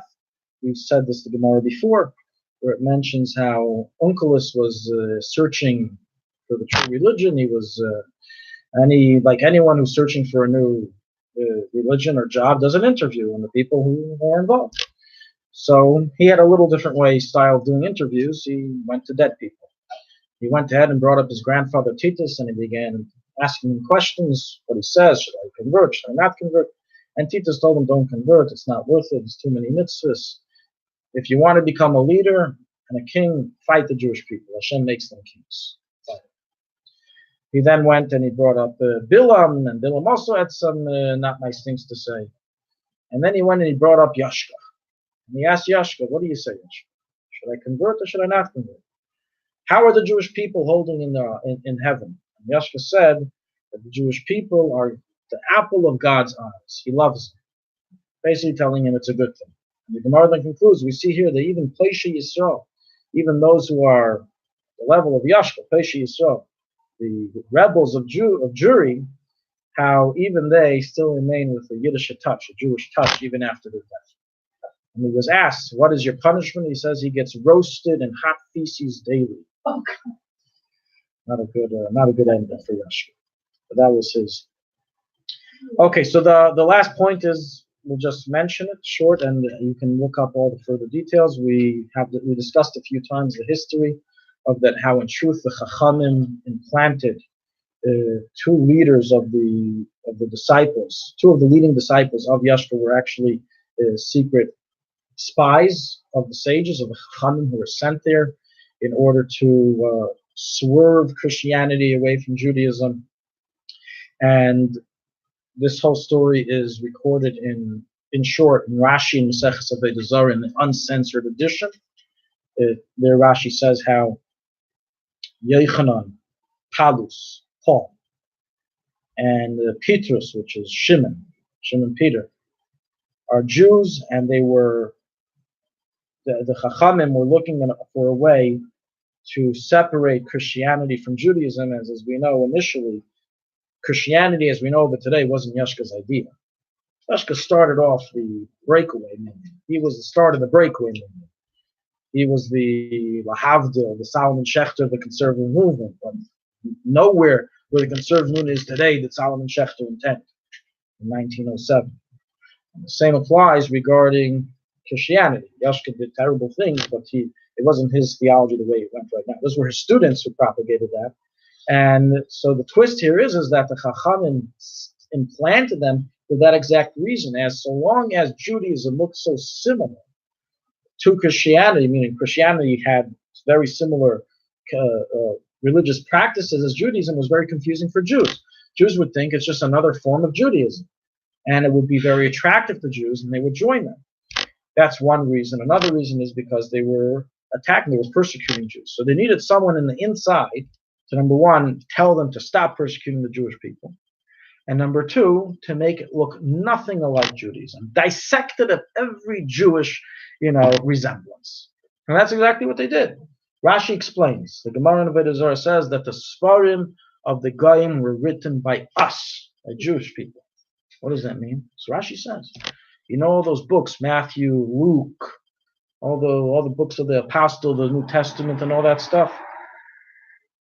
Why did the Rambam say that they realized that Christianity was a tos aviseinu, our fathers?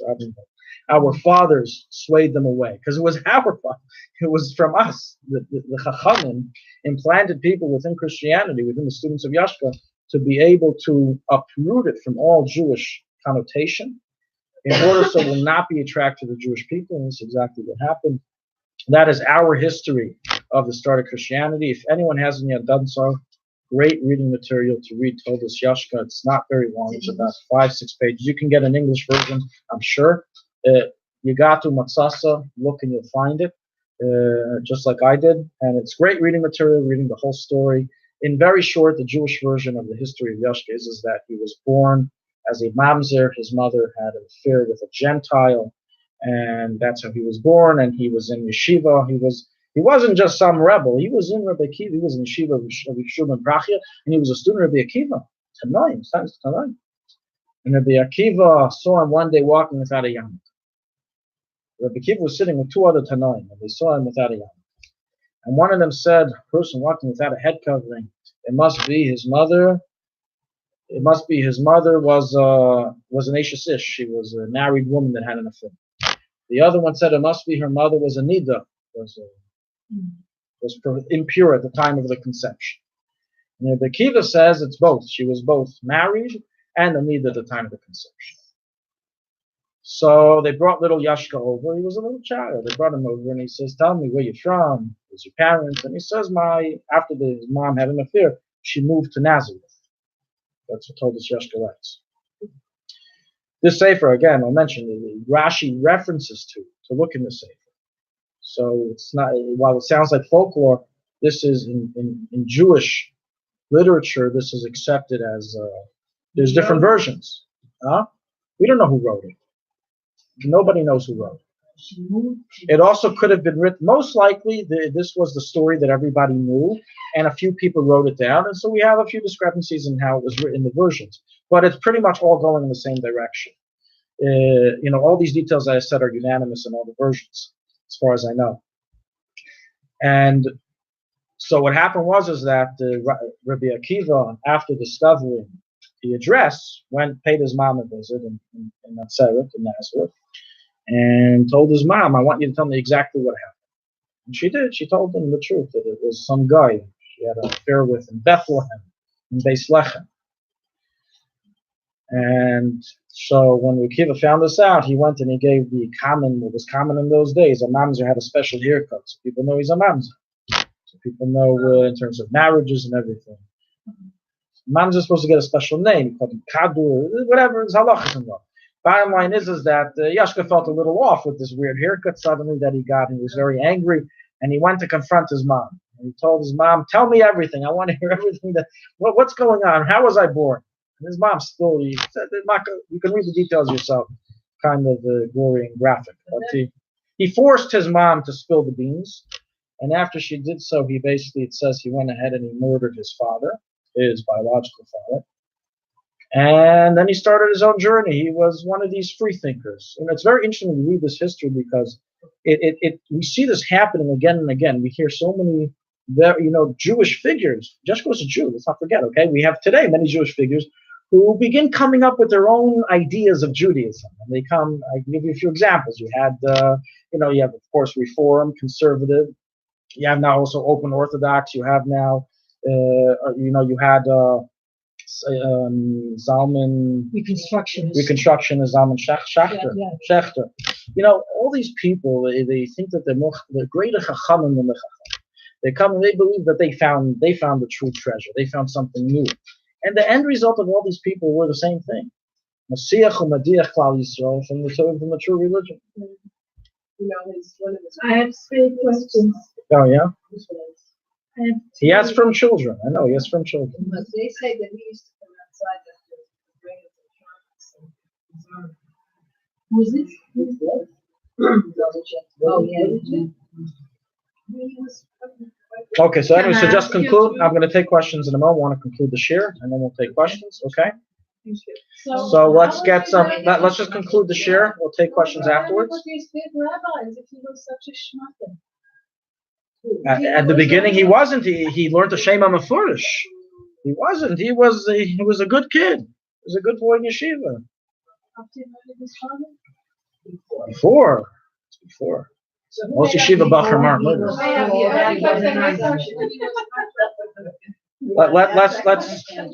Again, the rest of this information you can read up in Yoshka in the Sefer, in the book.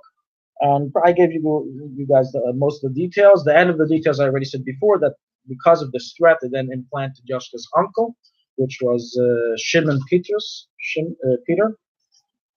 And because he was the uncle, he was family, they let him in, and he built his way up.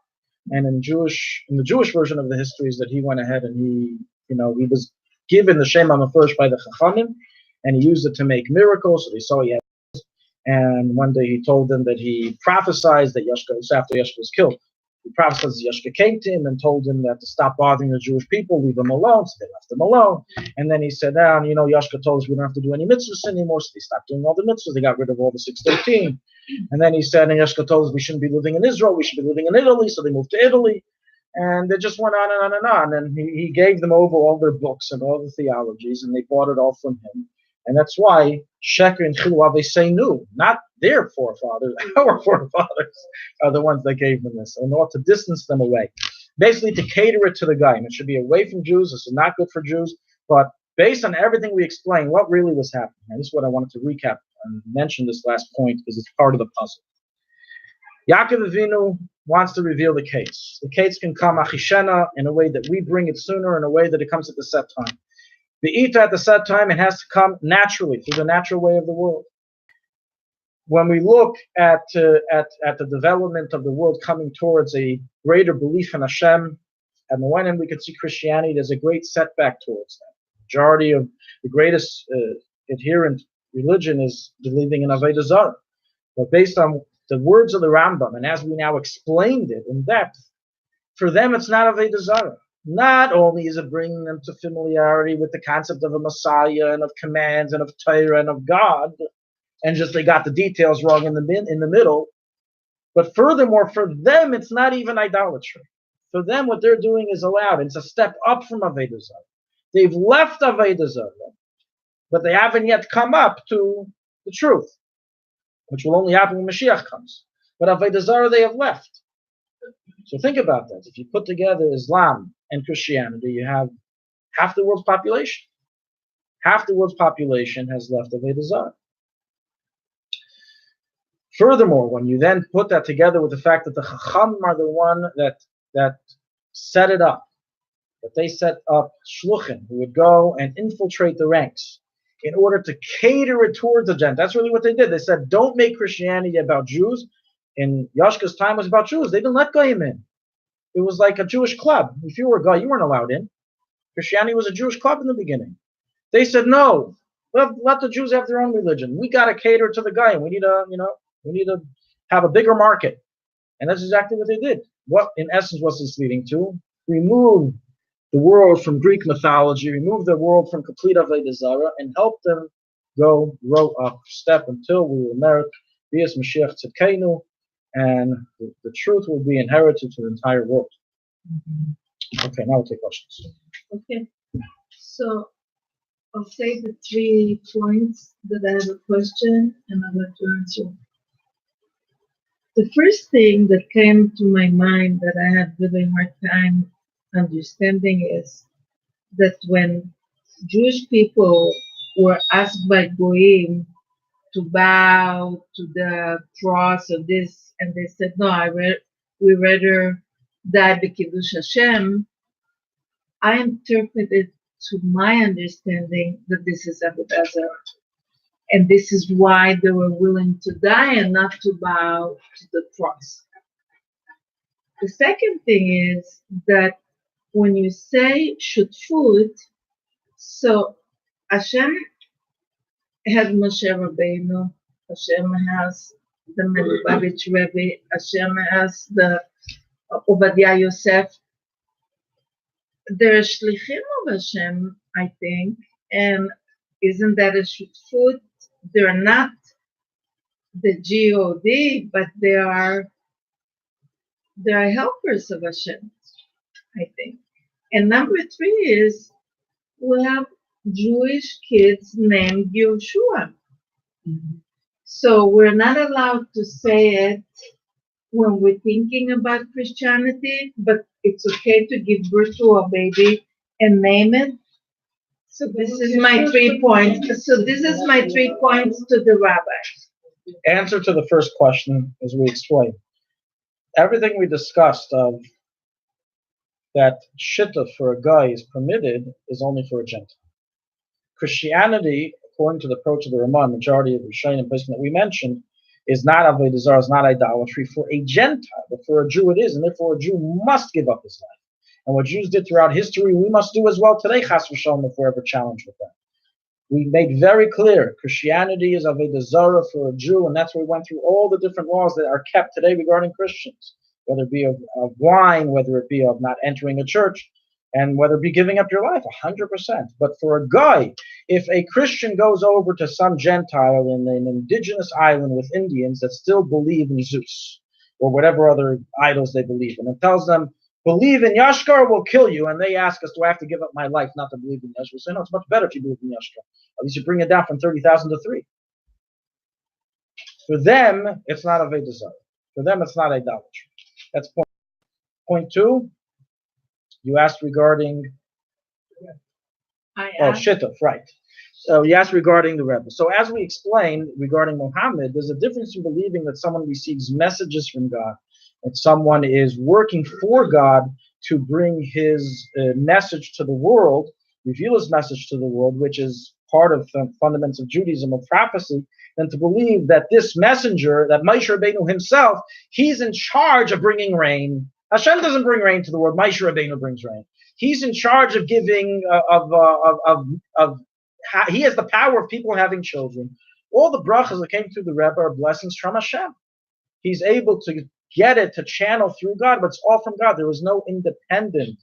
There's no independent power that they hold. It's all as a nullification towards them. So you don't call it shitu. It's not shituf, no. It's just the messenger. Chizkiyahu, Yirmiyahu, Yep. Eliyahu. Okay. And how about naming? Naming. So the name is very different. The name of Yoshka was Yud Shin Vav Ayin, not Yeshua. His name was not Yeshua. His name was not Yeshua. No, it's not Yeshua. How do you spell it? Yeshua is Yud Hey Vav Shin Ayin. His name was Yud Shin Vav Ayin. It's a different spelling. I got it. Thank Okay. you for clarifying. Thank you. Did you say we can't read pathology? Even Yes, though yes, it's not a current. I understand. It's so while to say the word Zeus is